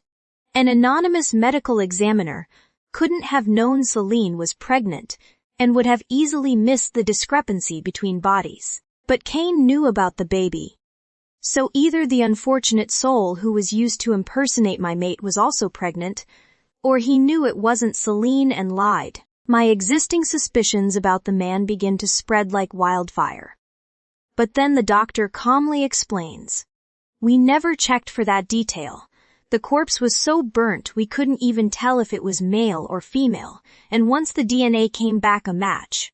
Honestly, it never occurred to me to check for a fetus. Oh, of course, Celine grimaces. I wasn't thinking. Nonsense. He waves off her self-depreciation. Now tell me honestly, how are you feeling? I spend the rest of the appointment not reveling in the joy of our new pup's arrival, but stewing in anger. Now that my ire has been sparked, I can't seem to quell it. That fetus he's talking about is Lila. My daughter very nearly died before ever being born. If Celine hadn't been pulled from the fire, she would have been gone before I even knew she existed. And this man who has vowed to serve my family helped keep that secret from me. I'm not sure whether I believe Dr. Kane's words or not.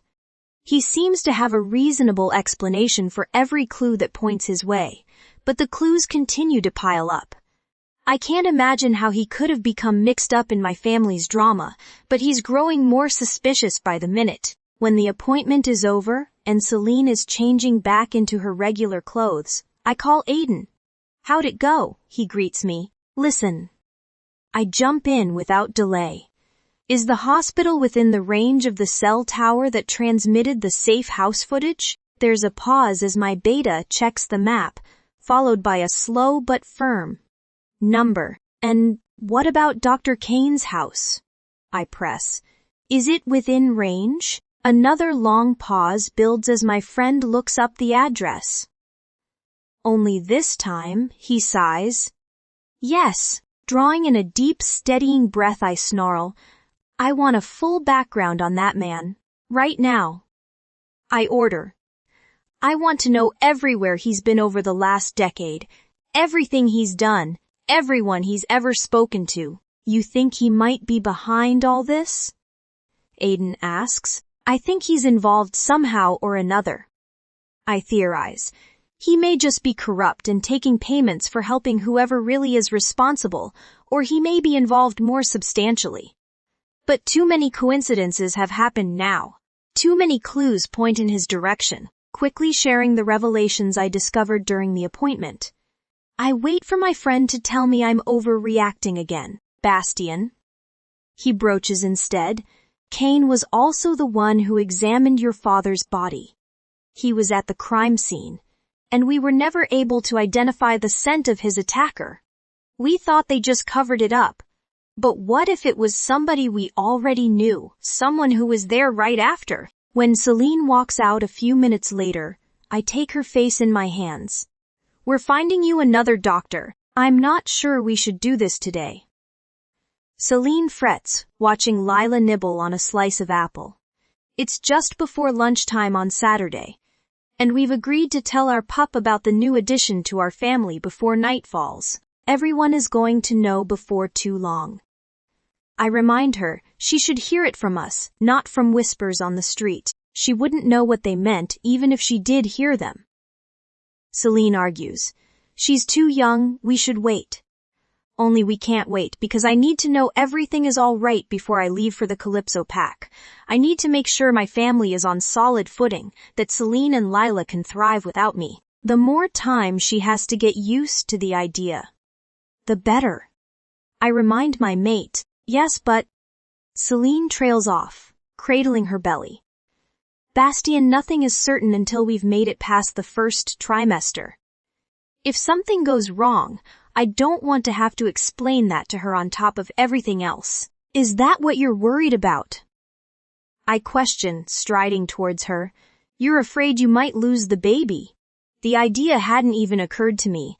I've been so worried about Blaze Denizen and Celine's health that I never dreamed such a tragedy might occur amidst all our other problems. Not afraid so much as cautious, she answers. It's a lot more common than you think. That's not going to happen. I insist, holding her tightly. You don't know that. Celine whispers sadly. And you can't control this. We don't have the power here, only the goddess does. Celine. I breathe. This baby is going to arrive healthy and whole, in her own time and at her own pace. I can't explain why I think the child will be another girl. It's just a feeling deep in my bones. Celine is convinced. It's a boy, but we've agreed to leave it a mystery until the baby arrives. Stop saying that, my wife exclaims. You'll jinx us. Baby, it'll be okay. I promise, kissing her deeply. Now let's tell Lila and help her get used to the idea rather than courting disaster. Fine, she grumbles, but she's going to have a lot of questions. And since this is your idea, you get to be the one to answer them. That's all right by me. I answer simply, internally baffled at how I'm going to explain where babies come from to a 3-year-old, but unwilling to cave to Celine's pressure. Together we cross the kitchen to our pup, plastering smiles on our faces. They start out just for show, to help encourage the toddler to be excited. But it doesn't take long for our genuine joy to shine through the facade. Lila. Celine begins, drawing her miniature's attention. We have some exciting news to tell you. What news? Lila asks easily, bouncing up and down in her chair. Are we going on an adventure? Sort of, my mate grins, squeezing my hand. Our family is about to get bigger, and that's always an adventure. Daddy and I. Well, that is to say, you're going to be a big sister. The pup's tiny face falls, scrunching up into an indignant pout. What? Mommy is going to have a baby. I explain gently. In a few months you'll have a little sister, or brother. Celine corrects me in exasperation, swatting at my arm, catching her little hand and tugging her under my arm. I turn my attention back to our daughter. A little sister or brother. Lila thinks about this for a long moment, looking back and forth between our expectant faces before deciding. No, thank you, honey. It is not really a choice. It's going to happen, I clarify. But I don't want a baby. Lila answers pointedly, as if I'm being much too slow on the uptake. Well, Lila Bean, I'm afraid you're going to get one anyway. Celine informs her softly. But why? The pup inquires indignantly. Because the baby is already inside me. Already growing, Celine shares, stroking a hand over her belly. So take it out. Lila suggests going back to her apple as if this solves everything. Smothering a smile, I inform her. That's not possible, little one. Giving Celine a reassuring squeeze, I gloss over the possible complications. Once a baby is there, it won't come out until it's ready to be born. The toddler's head jerks up in alarm. I can see the thoughts whirring behind her wide eyes, and she eventually huffs. But how'd it get dearie? Daddy put it there. Celine explains, petting Lila's cheek, just like he once put you there. Lila's head cocks to the side, confusion clear on her face. What? You were inside me once too. Celine tells the pup, leaning her elbows on the counter so that they're eye to eye. I grew you like a little bean until you grew big and strong enough to come out into the world. You've seen mommies carrying babies in their tummies before. Remember? Yeah. But your tummy's not big like deer's. The pup reasons. It will be. Celine declares. It's going to get bigger and bigger over the next few months until it's so big I can't even see my own feet. The image puts a beaming smile on my face. I can't wait to see my mate round and swollen with my pup. Needing to touch the walking miracle in front of me, I slide my palm over Celine's hip, gently kneading the small of her back in a way that makes her arch and stretch like a contented house cat. But Lila gnaws her lower lip, in how Daddy put da baby in dear. Celine glances over her shoulder, arching an expectant brow in my direction, flashing her a wolfish grin as she continues to purr beneath my ministrations.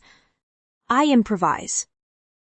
Well, when mommies and daddies want to make a baby, they do a special kind of dance. A dance? Lila repeats skeptically. Yes. I continue, feeling suddenly inspired. They hold each other very close and pour all their love for each other into the steps. Then, when they're ready, they make a wish with all their hearts. And if they're lucky, a tiny seed will get planted, and then it grows and grows. The pup considers my words before a hopeful expression comes over her face. Can I see Dad dance? Celine chokes on a laugh, and I squeeze her side, barely able to contain my own amusement. No, Angel, she recovers.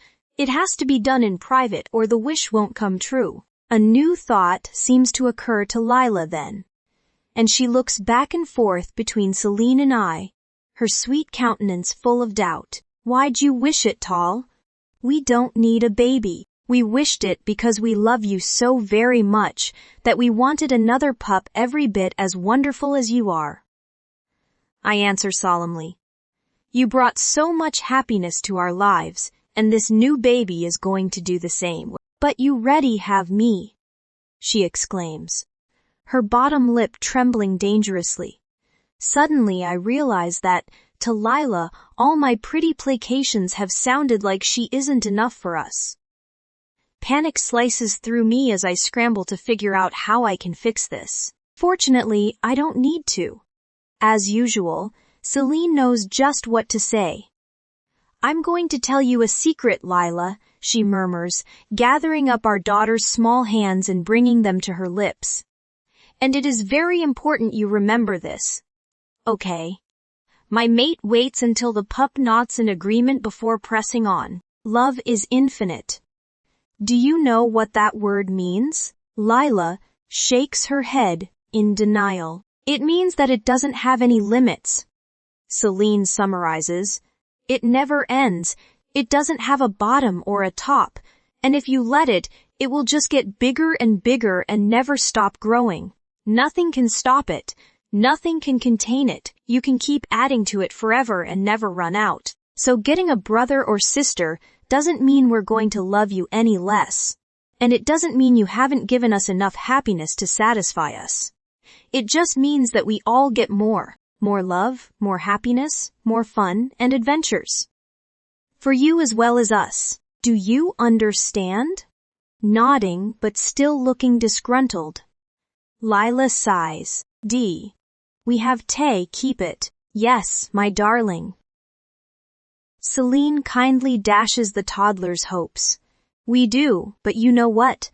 You're going to like being a big sister so much. You two will be such great friends. They're going to love you and look up to you. You'll always have someone to play with and talk to. It's going to be so fun. Lila looks up at us from beneath her lashes. You pumas. Celine and I share a tender smile before pledging our vow to the beloved creature in front of us. We promise. Celine's silken voice is floating out of Lila's bedroom in a steady stream, weaving fairy tales from thin air to carry our pup off to sleep. It's already dark out.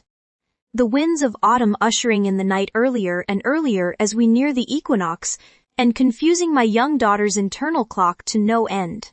Moving to lean in the doorway, I spy my mate stretched out on Lila's twin bed. Our pup snuggled beside her with heavy eyelids. Her little mouth stretches wide with frequent yawns, and I know it won't be long before she passes out completely. Pure longing consumes me as I watch the beautiful pair. Celine's gentle hands caressing Lila's dark hair as she spins her fantasy. The sweet pup's soft cooing sounds as she's lulled into dreamland. I could stand here gazing at them forever. I'm continually astonished at how my love for them continues to grow, even after I'm convinced it could not be any greater. These precious beings disprove that assumption over and over again, and I have no doubt the new baby will do the same. As painful as the pangs evoked by the thought of leaving them are, this very sight is exactly what I need to send me off on my journey. I will carry this image with me through every day I'm gone as a reminder of what's truly important, and why I must take this risk. Sensing my observance, Celine's head turns toward me, an incandescent smile stretching across her perfect features when she catches me spying. We share a long look before Celine turns back to check on Lila, finding her conked out in deep sleep. Leaning down to kiss my daughter goodnight, I help untangle my mate from the bed and guide her out of the room. No sooner has the door closed behind us than I pin Celine against the wall, claiming her full lips in a string of long, luxurious kisses that leave us both breathless. I only intended to steal a few moments of affection, but now that I've started, I can't seem to stop. Celine arches into my questing hands, moaning in contentment, "I love you so much." I profess fervently, staring deep into her eyes. "I love you too," she replies huskily, pressing closer and nibbling my ear. Groaning and growing hard as her small hands slide across my chest, I try to hang on to my sanity. I can't let myself be distracted from the matter at hand, no matter how pleasant the distraction. Capturing Celine's face between my hands, I suggest, "Let's go for a run." "What?" She blinks in surprise, clearly expecting us to engage in a very different activity. "Now." "Yes." I confirm with a new sense of urgency. If we stay here, I won't be able to stop myself from making love to her. And she won't appreciate me breaking the news to her afterwards. Right now, frowning, Celine tries to put some distance between us. But I don't let her. "Bastien, is everything all right?" "Yes. I just want to go for a run with my gorgeous mate. Is that so wrong?" I answer, tugging her towards the door. Looking unconvinced, Celine reluctantly follows, letting me lead her down the stairs and out of the house. At the edge of the forest, we strip off our clothes, shifting into our wolf forms and disappearing into the trees. It's almost pitch black in the dense woodland. A thick layer of charcoal clouds is blocking out the waning moon's pearlescent glow, leaving not a single star in sight. Nonetheless, our keen eyes guide us forward as we bound through the crisp air at high speed, fallen leaves crunching beneath our paws with every step. Playfully nipping at Celine's heels, we pounce and play until finally arriving at the high cliffs overlooking the Elysian Valley. Curling my furry body around my little mates, I breathe in the fresh air and Celine's own unique fragrance, softened and sweetened by the presence of our growing pup. Sighing and pillowing my head on her snowy coat, I try to work up the strength to tell her what I must. In the end, I don't need to muster the right words because Celine can already sense something is wrong. "What's going on, Bastien?" she questions, her lyrical voice chiming in my head, nudging and licking her muzzle as if affection might soften the blow of my departure. I explain this. "Baby changes things, Celine." "I know," she replies with apprehension, Things already seem crazy now, but this is nothing compared to what it will be like with a newborn in the house. That's not what I meant, I correct gently. It was bad enough having you and Lila at risk, but now, I can't put this off any longer. Put off what? My mate asks, her body tensing up. I have to deal with Blaze, I announce firmly, hardening myself to her inevitable objections. I have to make you safe. Celine twists around so she can see my face, her blue and violet eyes wide. What are you talking about? Deal with him how? I have to go east, I explain. I have to try whatever I can to make him give up his hunt for Valanas, but we haven't even figured out what's happening in Elysium yet. She argues, agitated energy pulsing off her small form in waves. I know. I admit with resignation, but we don't have a choice. You promised. Celine bursts out, pulling away from me and clambering to her feet. You said you'd be here with me for this pregnancy. You said we'd do it all together, and we will. But I can't let another pup be born in danger, Celine. I growl, more harshly than I intended. When she flinches, I try to soften my tone, standing and nuzzling her downy fur.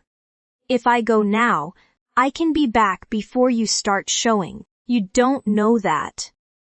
My mate correctly insists. You can't know how long you'll be away. Besides, how do you possibly plan to make Blaze give up?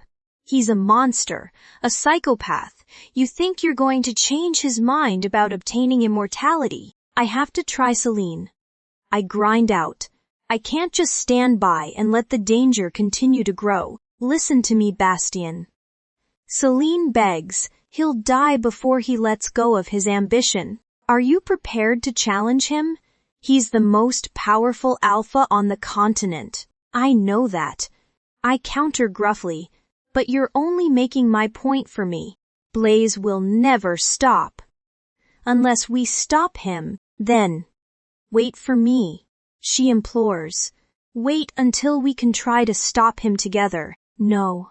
I snarl, my protective instincts flaring at the mere idea of her being anywhere near the Calypso. Alpha. Celine reels back as if I've struck her, and I follow closely. I'm sorry, baby. But no, I repeat, we can't risk you. If something happens to me, you'll be all the pups have left.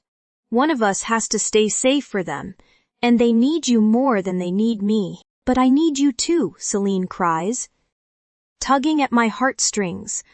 I'd never survive it if something happened to you. Yes, you would, I reply easily. You are so much stronger than you give yourself credit for, little wolf, and we'll be stronger together than apart. Celine advocates, my powers. Celine, I'm begging you. I beseech, cutting her off before she can make her case. Please don't make this harder than it is. No. I'm going to make it as hard as I possibly can. She combats, emotion thick in her voice. I don't want you to go. Do you think I want to go? I demand hotly. Do you believe I want to miss a minute of this pregnancy? So you think I want to spend a single minute away from you? From Lila? No, Celine exhales, sounding forlorn. She trails off, struggling to find the words to express her feelings, and coming up empty. I know, baby, I assure her. Feeling her pain so keenly through our bond, I want to rip myself to shreds for making her feel this way. But I have to do this. I have to make you and our pups safe. You don't have to do anything. Celine sniffs. You're choosing this. You're choosing to leave us when we need you most. Don't you ever accuse me of not caring about this family's needs or failing to take care of you? I rumble before I can stop myself. Her words stabbed straight into the sorest spot in my heart, and I can't help but respond instinctively. This is a sacrifice. Celine, I'm doing this for us. Besides, I'm not the one of us who walks out on my mate. You are. I regret the words as soon as they leave my head. But it's too late. The damage has already been done. Tears well in Celine's luminous eyes, and she drops her head in shame. Before I can say another word, she turns on her heel and flees, sprinting away into the night. Thunder crashes overhead, jarring me straight to the bone.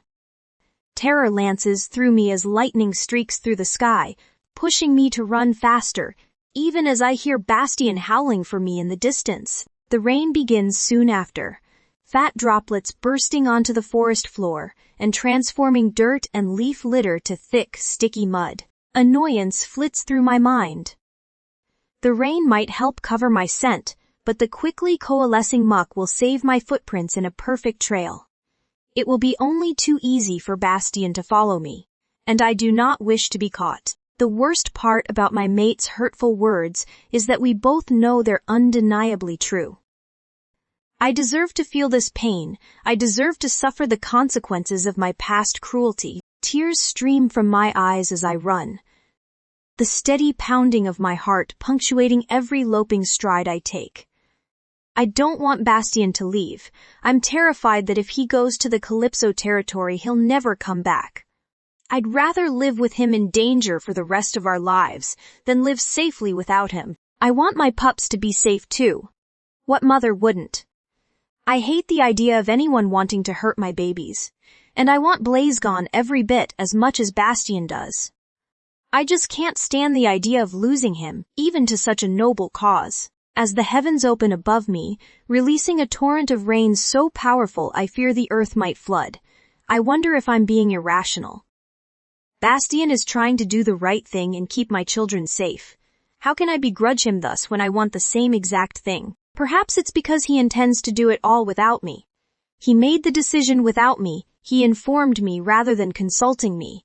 And now he's going to go across the continent and leave me behind to agonize about whether or not he's dead in a ditch somewhere. Pushing myself harder and feeling mud splash over my legs and belly, dirtying my pristine white coat, I channel all my fear and frustration into the run. Bastien's howls are sounding farther and farther away now, but I don't feel relieved. The deeper I run into the storm, the closer I come to the haunting memories of my past, which now include all the years I spent separated from the man I love. I've never been surrounded by more love than I am now. Between Bastien, Lila, Odette, the new baby, and the suddenly and shockingly supportive pack, I've never been more supported. So how is it that I've never felt more alone than I do in this moment? Tao, Tai, Bastien. When the storm begins, my fury with myself detonates into a blazing inferno.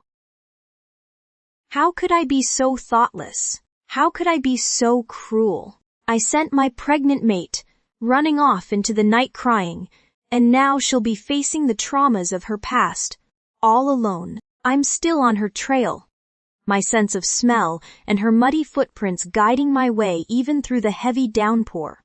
Still, I know she's far ahead, and I hate the idea of her spending even one moment alone in this state. As I crash through the undergrowth and howl into the darkness, I slowly begin to recognize the path my wayward wife has taken. At first I think I'm mistaken, but the closer I draw, the more certain I am that I know where Celine is headed. And it's the very last place I'd expect her to go. The scorched shell of the family cabin, Arabella burned down almost 4 years ago, lays exactly as we left it. I never had it rebuilt, never had the hollow structure demolished. I used to come here when I felt like punishing myself. On the days I started to feel too good about myself and needed to be reminded of my past failures. This is the first time I've been here since Celine returned, and certainly the first time I've visited since learning it was not the site of her demise. I still hate it, especially when I see my beautiful mate huddled in the wreckage, naked and shivering, with tears streaming down her face. When she hears me approaching behind her, Celine turns, her glowing eyes landing on my solemn expression as she hugs her arms around her body. "Baby, what are you doing here?" I croon, pulling her into my arms. "This is where I left you." She weeps. "This is where I rejected you." Sweetheart, I'm so sorry for what I said. It was horrible and unfair. I never should have said it. I explained desperately. It was true. Celine hiccups. I did leave you.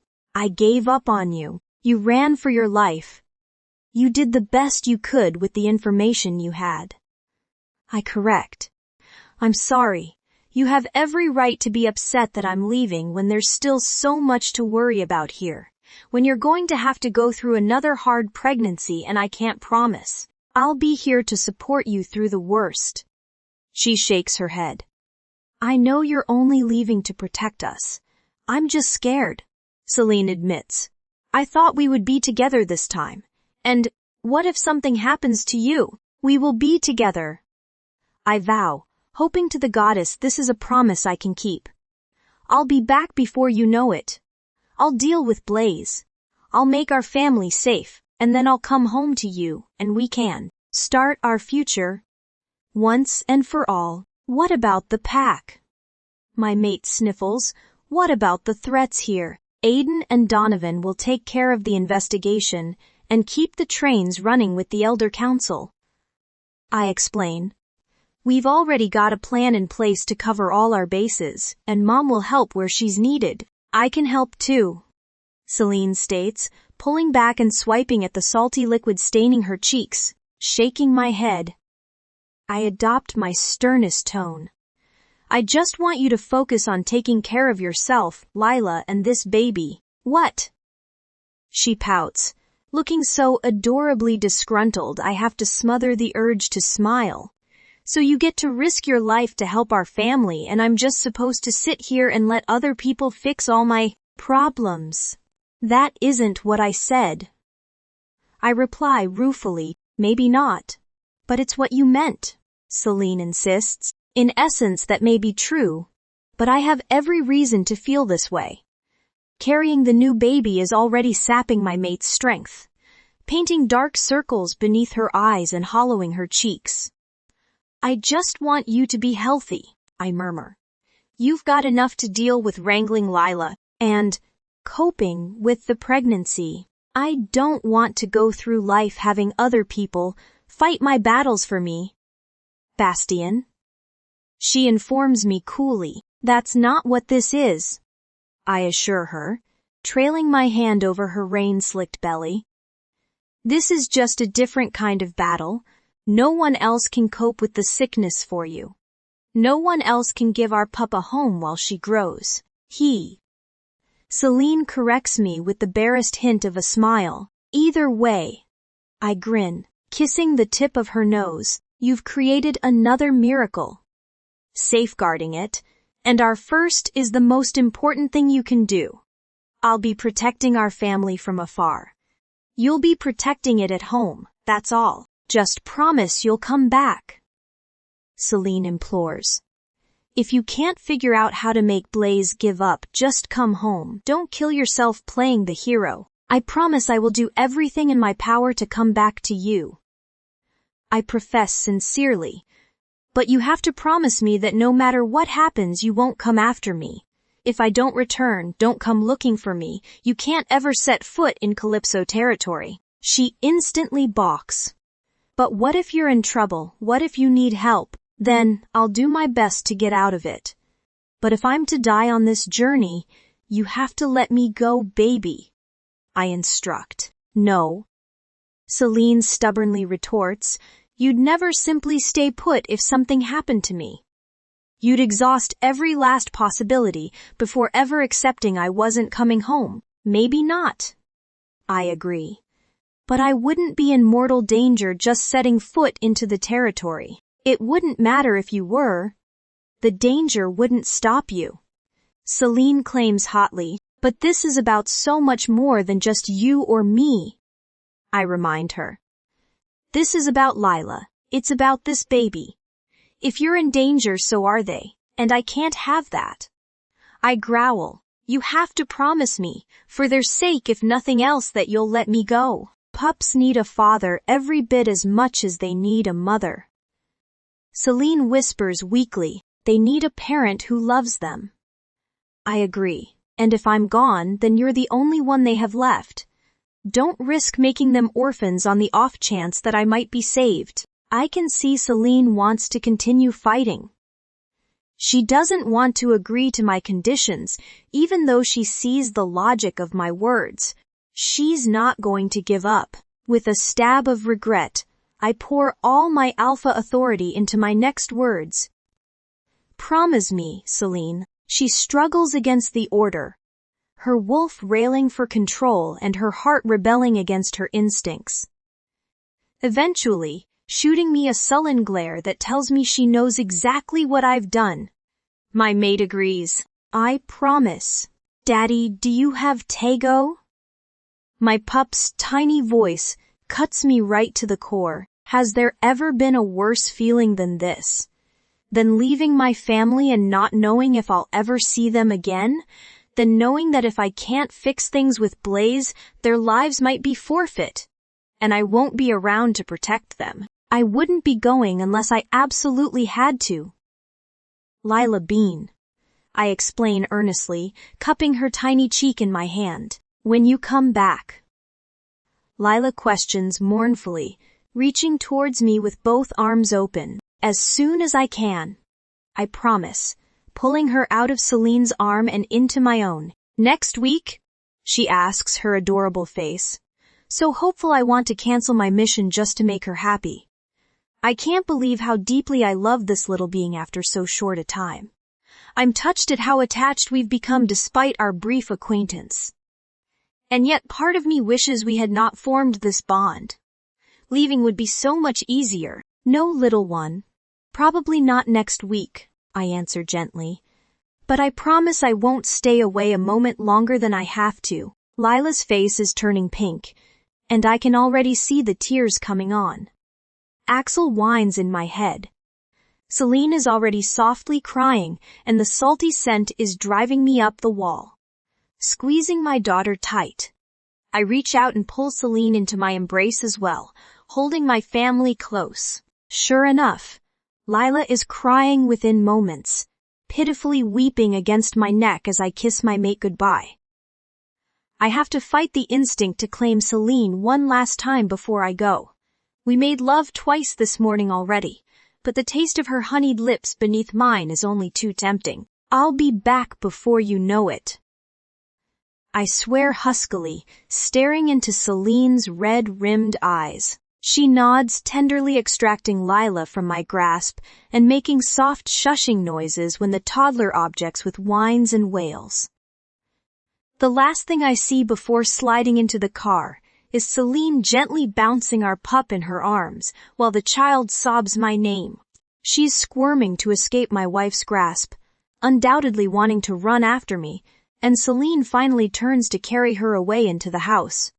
The sounds of her own, muted tears tormenting my supernatural ears. Aiden slides into the passenger seat, offering me a sympathetic frown. They'll be okay, he promises. Donovan and I will take care of them. I know, I breathe. Thank you, brother. My beta is going to accompany me to the border. And his face grows more drawn and serious as we pull out of the drive. Everything is in place.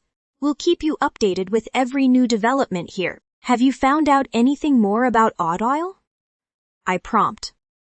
All the possible misfortunes facing my family tormenting my already overwrought psyche. We've been searching everywhere. Aiden replies with a swift shake of the head. If anyone has seen her, they aren't talking. But I don't doubt your mother's word. If Odette says she saw Audile, I believe her. She's here somewhere, we just aren't looking in the right place. You ought to visit Grigor. If Odile's got any connections remaining in the city, she'll know he's primed to ally against us. I suggest firmly, wondering if it was a mistake to treat the former elder counselor so harshly. And the doctor. Aiden questions, just keep an eye on him. I instruct tensely.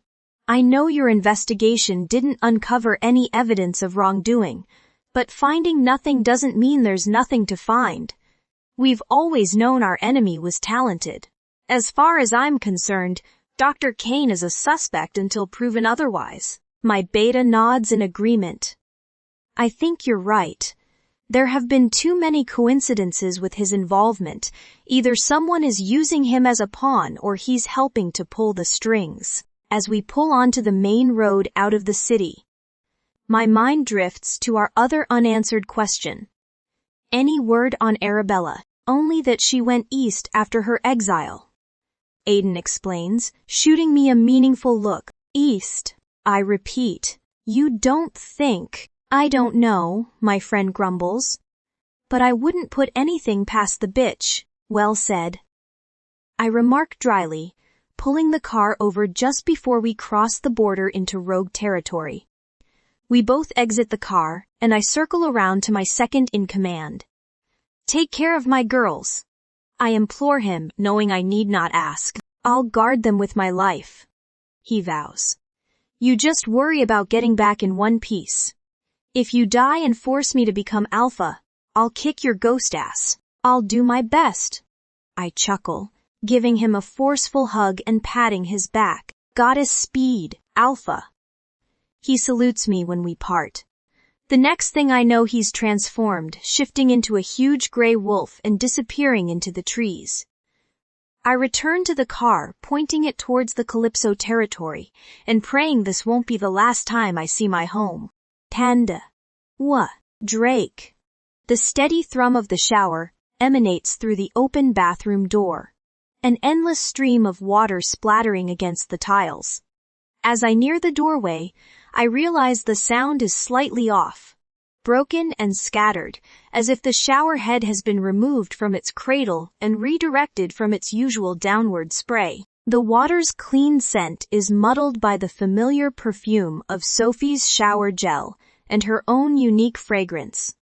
As I inhale her lovely aroma, I realize it's changing, deepening and growing, even sweeter than before, heightened by arousal and the primal hormones triggered by meeting one's mate. A muffled whimper punctuates the rain-like pitter-patter, and I realize why the water sounds so strange, and why my little lamb's scent is so especially irresistible at the moment. Just what do you think you are doing? I demand playfully, peeking my head into the shower stall. Sophie jumps almost a foot in the air, a bright red flush coloring her cheeks as she jerks the shower head away from her swollen clit. Drake. What?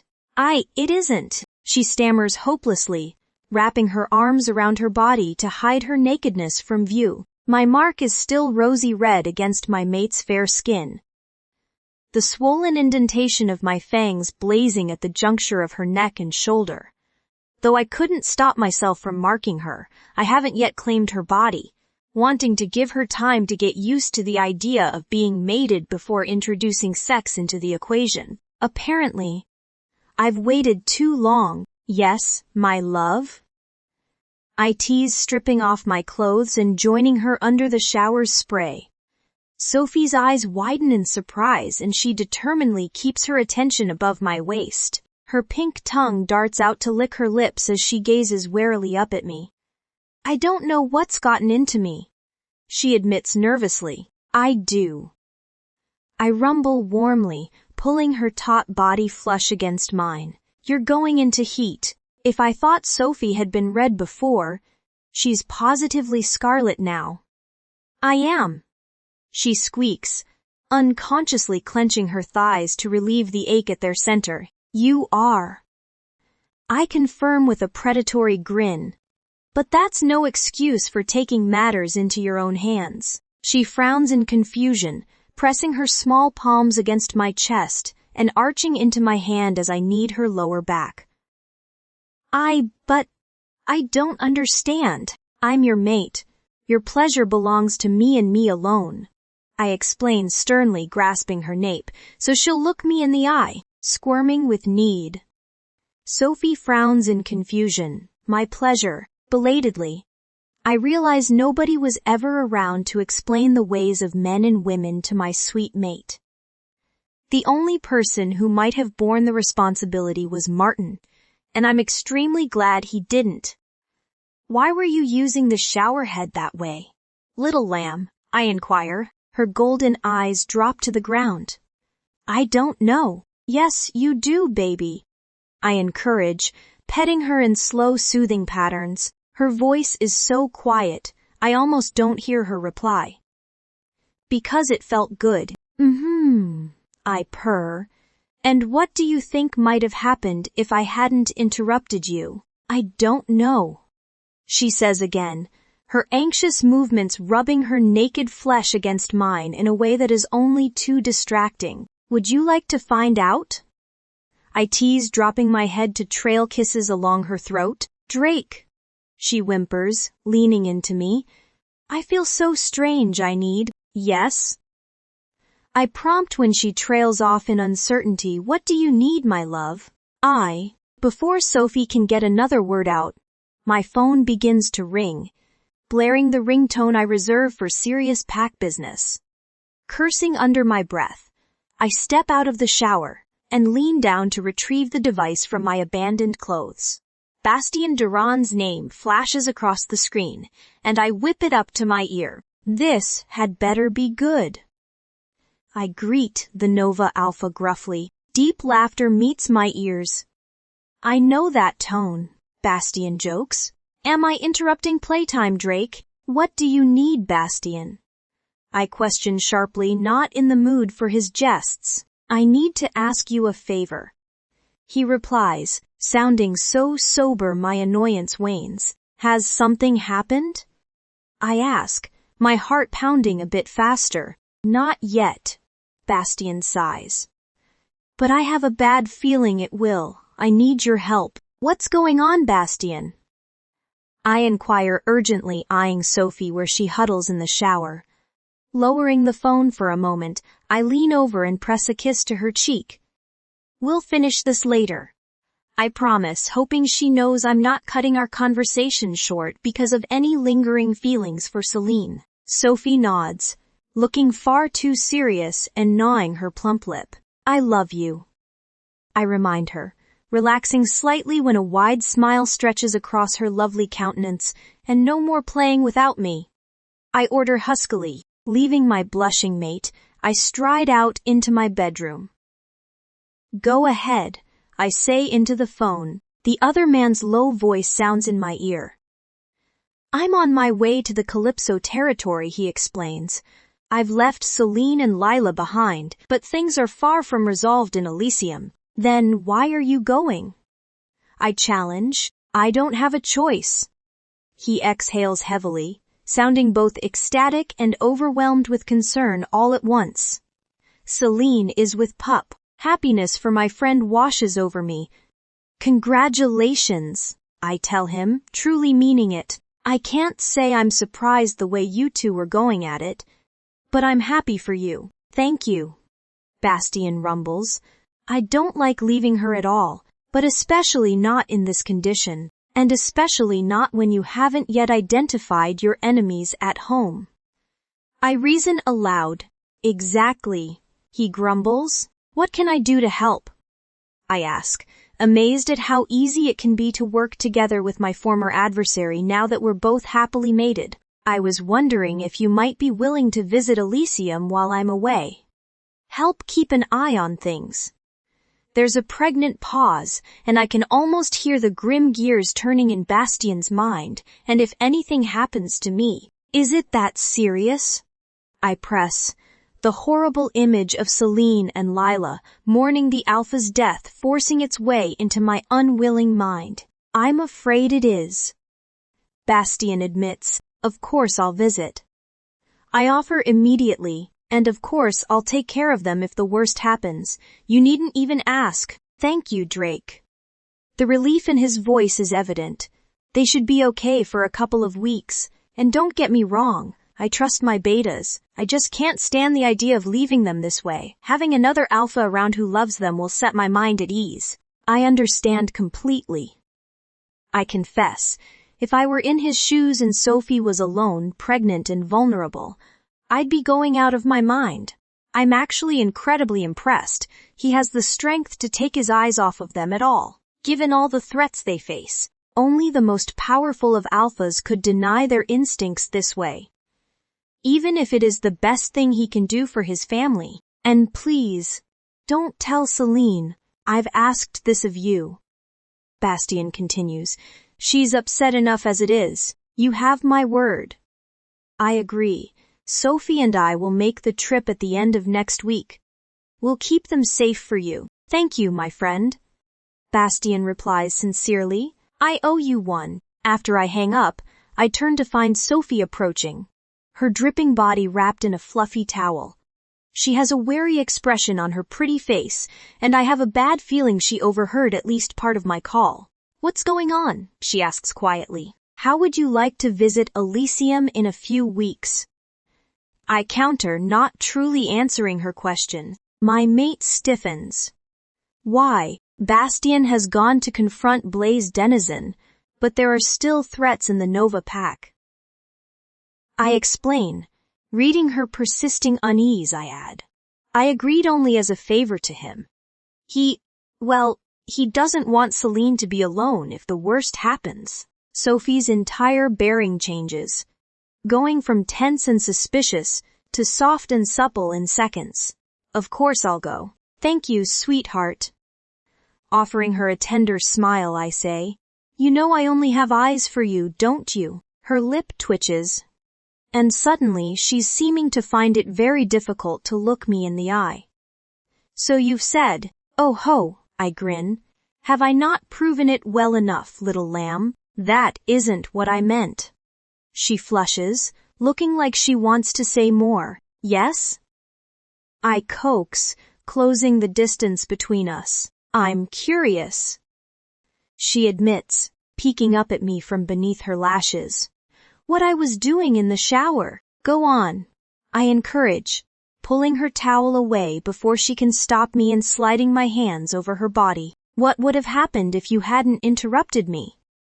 Sophie wonders, her rising heat clearly getting her more worked up with every moment that passes. You've never tried that before. I clarify, her innocence making my wolf rise to the surface. So suddenly I have to use all my strength to rein the beast in. You've never touched yourself. Just to feel good, shyly shaking her head. Sophie confides. I've never felt this way before. It's like my entire body is on fire. Poor little lamb. I croon, capturing her lips in a deep kiss. Let me help you with that. Blaze. You're telling me Durand is that strong? I snap fiercely. The insufferable blonde she-wolf in front of me is batting her lashes like a mindless lemming. She's a pretty enough piece of ass, but I prefer my woman with more spirit. After all, what's the fun of forcing a bitch to submit if she's not going to fight back? He's not nearly as strong as you, my lord. Arabella fawns, but Bastien is not to be underestimated. His cousin and I spent years trying to bring him down, and every time he found a way to thwart us. Annoyance thrums in my veins. The woman's nasal voice grates at my nerves, and I swear, her shameless flirtation is so over the top, I'd like to throw her out like yesterday's garbage. Still, she has useful information to offer. I've been so busy with my vital quest these last few years that I've been too lax watching my own back. I've dominated the continent so long that I now fear I've become complacent. If there truly is another alpha capable of challenging me for power, I cannot afford to lower my guard for one moment. Arabella is busy arguing that Bastien Durand's preoccupation with his personal life is creating an opening for me to expand my power. He's distracted, too busy chasing his pitiful little mate around the country to actually give the pack the attention it deserves. She informs me, overflowing with smugness. However, while she seems to delight in tearing him down, trying to convince me his reputation has been wildly overblown. All I'm hearing is the opposite. If the man is powerful enough to fend off years of sabotage from Frederick and Otto Durand, two of the most cunning wolves I've ever encountered, as well as govern his pack from afar while members of his own elder council work to undermine him, he is an undeniable threat. Not just anyone could do what Arabella is suggesting. and the fact that he's now back in Elysium ruling alongside his mate bodes nothing but trouble. He's in control and growing his family. How long will it take before he decides to grow his territory as well? What ambitious young alpha wouldn't seek to grow as powerful as possible? Arabella may be too stupid to realize it. But I'm not. It's only a matter of time before Durand sets his sights on me. I need to start preparing, and now more than ever, I need to find Corinne's daughter. I may be strong enough to oust someone like Durand now, but I won't always be. The only true insurance I can obtain to stay in power forever is the blood of a Vallana. When I first learned about the magic of their lineage, I was blessed enough to have one such she-wolf living in my own pack. And when she got away, I didn't stress overly much about finding another. I assumed there were still plenty of wolves bearing the hallowed bloodline to meet my needs. I know better now. I've been searching for almost a quarter of a century, suffering dozens of false reports and mistaken sightings, putting down countless money-hungry shifters desperate to garner the reward through deceit. My experience has convinced me that Corinne was among the last of her kind. I gave up hope of finding Corinne herself long ago. I doubt she survived long after I killed her mate, and even if she didn't, the blood of an old heartbroken woman is nothing compared to the life force of a young she-wolf at the height of her power. I don't want Corinne. I want the child she carried, the one her doctor assured me was a girl. Whoever and wherever she is, she's the last Vallana on Earth. I'll do whatever it takes to find her. I'll drain her body of every last drop of the crimson gold running through her veins. I'll kill Bastien Druand before he can come for my empire, and then there will be no one left to stand in my way. I will rule this continent for the rest of time. Looking around my opulent suite in the Calypso pack house, I decide that a girl could get used to this kind of pampering. The rooms are 10 times nicer than my apartment back in Elysium, and even bigger than the private apartment Bastien renovated when he married the halfling. Blaze must like me very much indeed to afford me such an honor. Though I am a bit disappointed, he hasn't invited me to share his bed yet. Either way, I have to revel in the knowledge that I'm living better here in Tartarus than Bastien ever will in Elysium. In fact, if Flynn's memory wasn't driving me forward, I'm so content here that I might consider abandoning my mission. Blaze can offer me more wealth and power than I ever dreamed of possessing. But no amount of luxury can avenge my brother's death. Still, it's tempting to give in to the creature comforts surrounding me and call off my vendetta. I've been fighting this shadow war for more than a decade, and I'm no closer to destroying the Durand family than I was when I started. It's exhausting work, plotting all this subterfuge, scheming and deceiving everyone around me. I hardly ever have time for the things I truly enjoy. It's been months since I set foot on my yacht or went to the spa. The good news is that things are going extremely well here. I've got Blaze wrapped around my little finger. The big alpha doesn't know what hit him. I catch him staring at me all the time, and as tough as he acts, I'm certain it's only a matter of time before he makes his move. I want to tell him to hurry up and get on with it, but I know better than to push an alpha. I learned the hard way with Bastien. Blaze has to think our relationship is his idea. If I come on to him, he'll see it as a challenge to his dominance. Men are so foolish. Do they really think that the only kind of power is overt?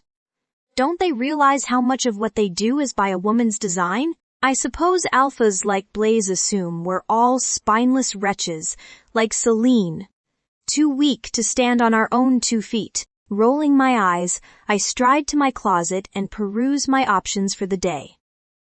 I only managed to bring 1 suitcase of my favorite designer frocks when I fled Elysium. But Blaze has been only too generous helping me replenish my wardrobe. It's true.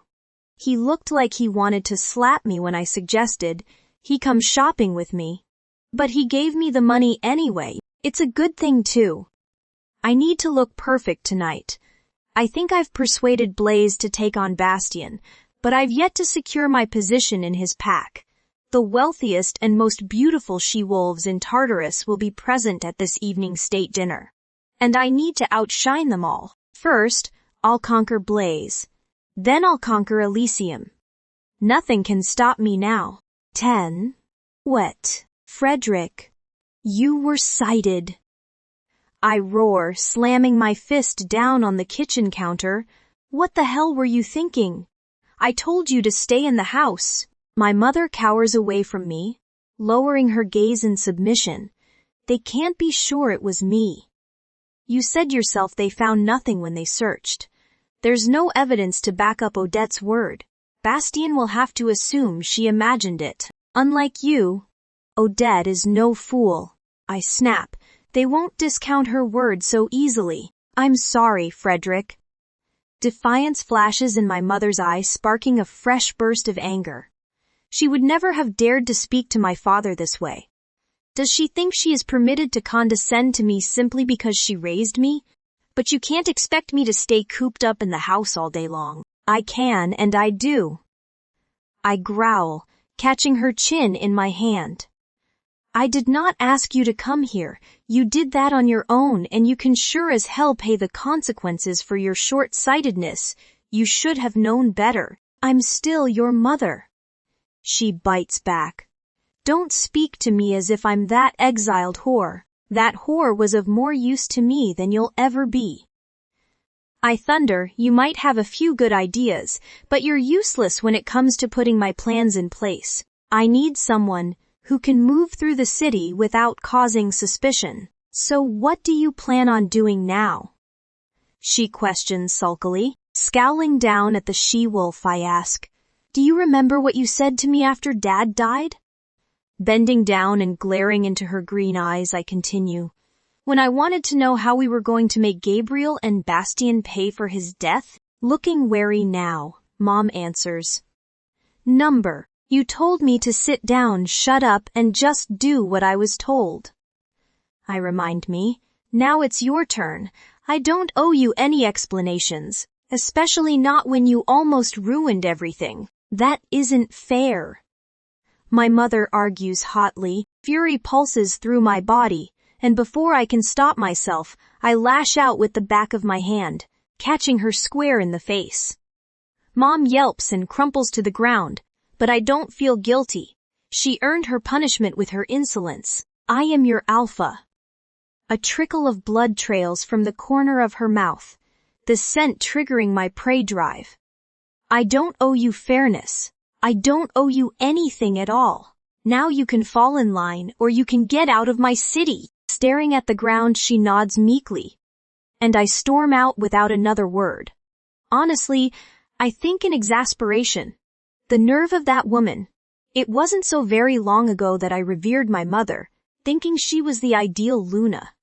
Now I see her for the vain, impudent woman she is without my father around to keep her in line. She clearly forgot her place. I should have taken charge a long time ago, but I suppose I needed a push to finally get out from under her heel. Of course, once I did, I realized just how brazen she'd become, manipulating me, trying to tell me what to do long after I reached maturity. It was as if she thought she could rule by using me as a puppet. The idea is preposterous. There's a reason women aren't permitted to rule.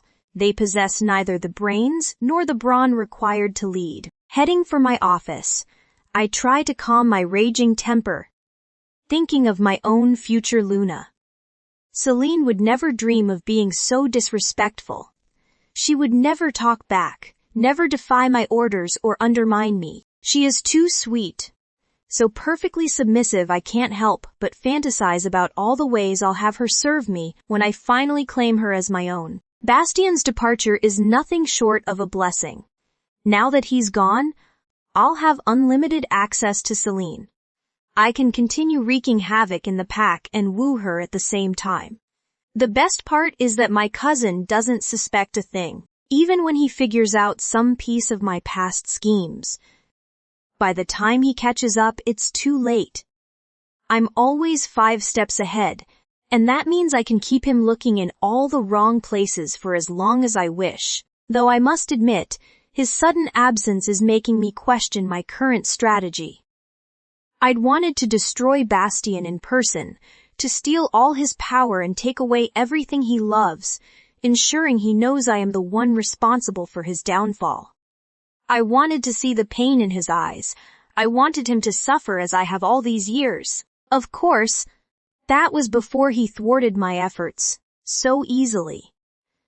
Before I wasted years running down dead-end roads and lost my closest ally. Before he found Celine and became stronger than ever. I'd be a fool not to consider taking advantage of the opportunity his travel provides. Bastien is alone and out of sight. I could hire a pack of rogues to kill him in neutral territory, and no one would be any the wiser. It would take a large number of shifters to bring him down, but everyone knows how dangerous the lands between protected territories are. It would never be traced back to me. If the alpha doesn't return to the pack, I'd be free to challenge his current betas for the position without ever raising anyone's suspicions. Celine would mourn for a while, but I'm ideally situated to offer her a shoulder to cry on. She would be blessedly vulnerable to my advances, lonely and hurting, in need of a new powerful protector. The more I think about it, the better the idea sounds. It would be so much faster than the gradual fall from grace I'm currently trying to engineer. Besides, I can always request that the men I hire deliver a message from me before landing the killing blow. I can make sure he knows who is responsible for his death. After all, dead men can't talk. I snatch up my phone, deciding in a split second that this inspired idea is truly the best course of action. Goddess, by this time next week I could have the entire pack kneeling at my feet and Celine naked in my bed, dialing one of the mercenaries I hired to set up the safe house outside of Asphodel. I impatiently listened to the line's steady ring, willing him to answer. A moment later, a click signals his answer, and a gruff voice says, "Triumph surges through my veins. I have a job for you." The attack comes just before I reach the edge of the Calypso territory. I left the car at the edge of the woods when night fell, wanting to do a bit of reconnaissance before deciding how my quest should proceed. There's a chance that when all is said and done, I'll retrieve the car and enter Tartarus without further deception, driving right up to the front door and introducing myself to Blaze Denizen under a diplomatic front. However, I think it's far more likely that I'm going to need to hide my presence here at all costs. I suspect that if I do approach Denizen in person, it will not be under my true identity. However, I can't decide which tack to choose before I've seen the Calypso pack for myself. I want to find out what the common people know about their alpha's quest to find Vallana wolves, and I need to get my bearings and plan contingencies, including escape routes in case things take a turn for the worse. The eastern mountains aren't nearly as tall as those surrounding Elysium, but they do seem to have been carved from pure granite. Dense trees are broken up by massive boulders and rock faces.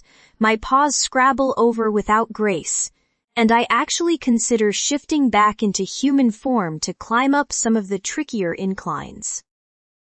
Still, the night is cool and quiet, with the waning moon shining bright overhead. Following my nose towards the city, and enjoying the freedom to stretch my legs after so many hours of being cramped in the car, I tackle the steep slopes and unfamiliar terrain with increasing vigor.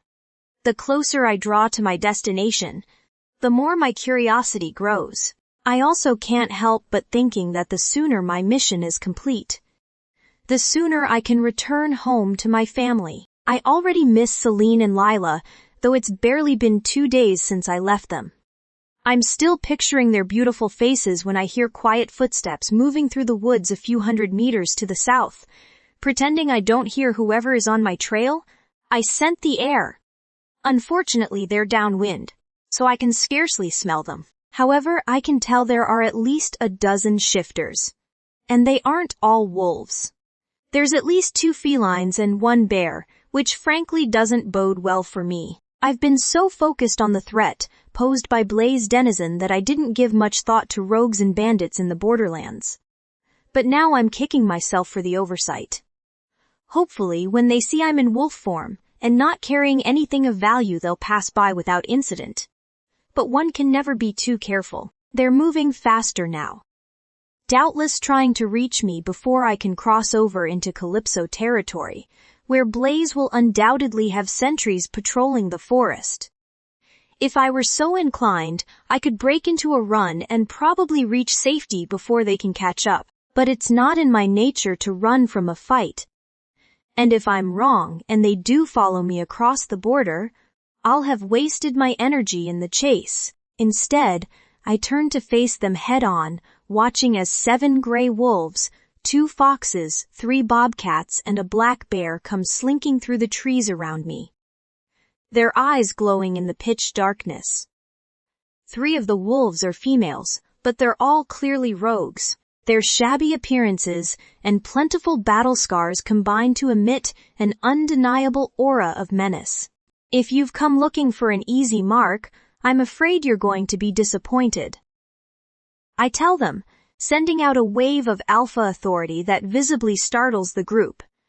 A few of the shifters exchange surprised glances, and I continue, I don't have any money or valuables on me. You might as well move along. The largest wolf among the ragtag pack steps forward, and I clock a long scar through one of his golden eyes. He bares her fangs, growling low and deep. We aren't here to steal from you, Durand. My heart sinks when I hear my name. This is not good. The only silver lining is that I made the right decision by not running. These shifters have only one goal in mind: attack. So you know who I am. I snarl, not letting my agitation show. But you clearly didn't warn your pack who they'd be dealing with. I know I wouldn't appreciate being kept out of the loop, especially since you're putting their necks on the line. An ripple of unease passes through the other shifters, and I know I've hit a nerve. Still, the leader ignores my words. You leave my people to me. Of course, if they want to follow a bastard who doesn't give a damn about their lives, that's their choice. I counter, hoping at least 1 or 2 of my attackers will abandon the fight before it begins. I desperately need to thin the herd if I'm going to win, not going to offer to pay us off, Durand. The leader questions, almost seeming as though I'm letting him down. I inform them stonily. They've clearly been hired to come after me. Even if I was cowardly enough to try and buy my safety, it wouldn't do any good. They'd only slit my throat after I paid them, in order to take what's mine and still collect their fee. If you want my money, you'll have to find it yourself. Assuming you survive, that is. You're awfully cocky for being so outnumbered, Alpha. The wolf taunts, I've survived worse odds. I announce coldly, and I have a hell of a lot more to fight for now than I did in the past, so I've heard. The man smirks, sending a river of ice through my veins. I have a message for you, he proclaims. Salutations from my benefactor. And who might that be? I demand, the rightful heir to the Nova Pack. The rogue explains, his eyes glittering with predatory glee. Frederick wants you to know that you've had this coming for a long time. My cousin's name bounces around my brain with painful reverberations. We've considered the possibility of my late uncle's surviving family being behind all our troubles ever since Mom saw Odile, but this confirms it. Belatedly, I realize my assailant is still speaking, pulling me out of my thoughts. You should have sided with your uncle when he tried to claim his rightful place in the pack. The wolf recites, clearly having memorized his little murder speech. Your father has already paid the price for his mistake, and now it's your turn. If my uncle had been strong enough to lead the Nova Pack, then he would be. I argue, my hackles raised as I keep a sharp eye on all the shifters closing in, though I have to admire Frederick learning from his father's mistakes. Clearly he knew he couldn't defeat me in single combat. Does it worry you that he felt the need to hire so many of you to try and bring me down? Do you truly enjoy doing a coward's bidding so much that you're willing to risk me killing you the way my father killed his? In one bite? I'm not finished. The wolf interjects, sounding no less confident, even though his compatriots are looking increasingly nervous. Frederick says not to worry about Celine.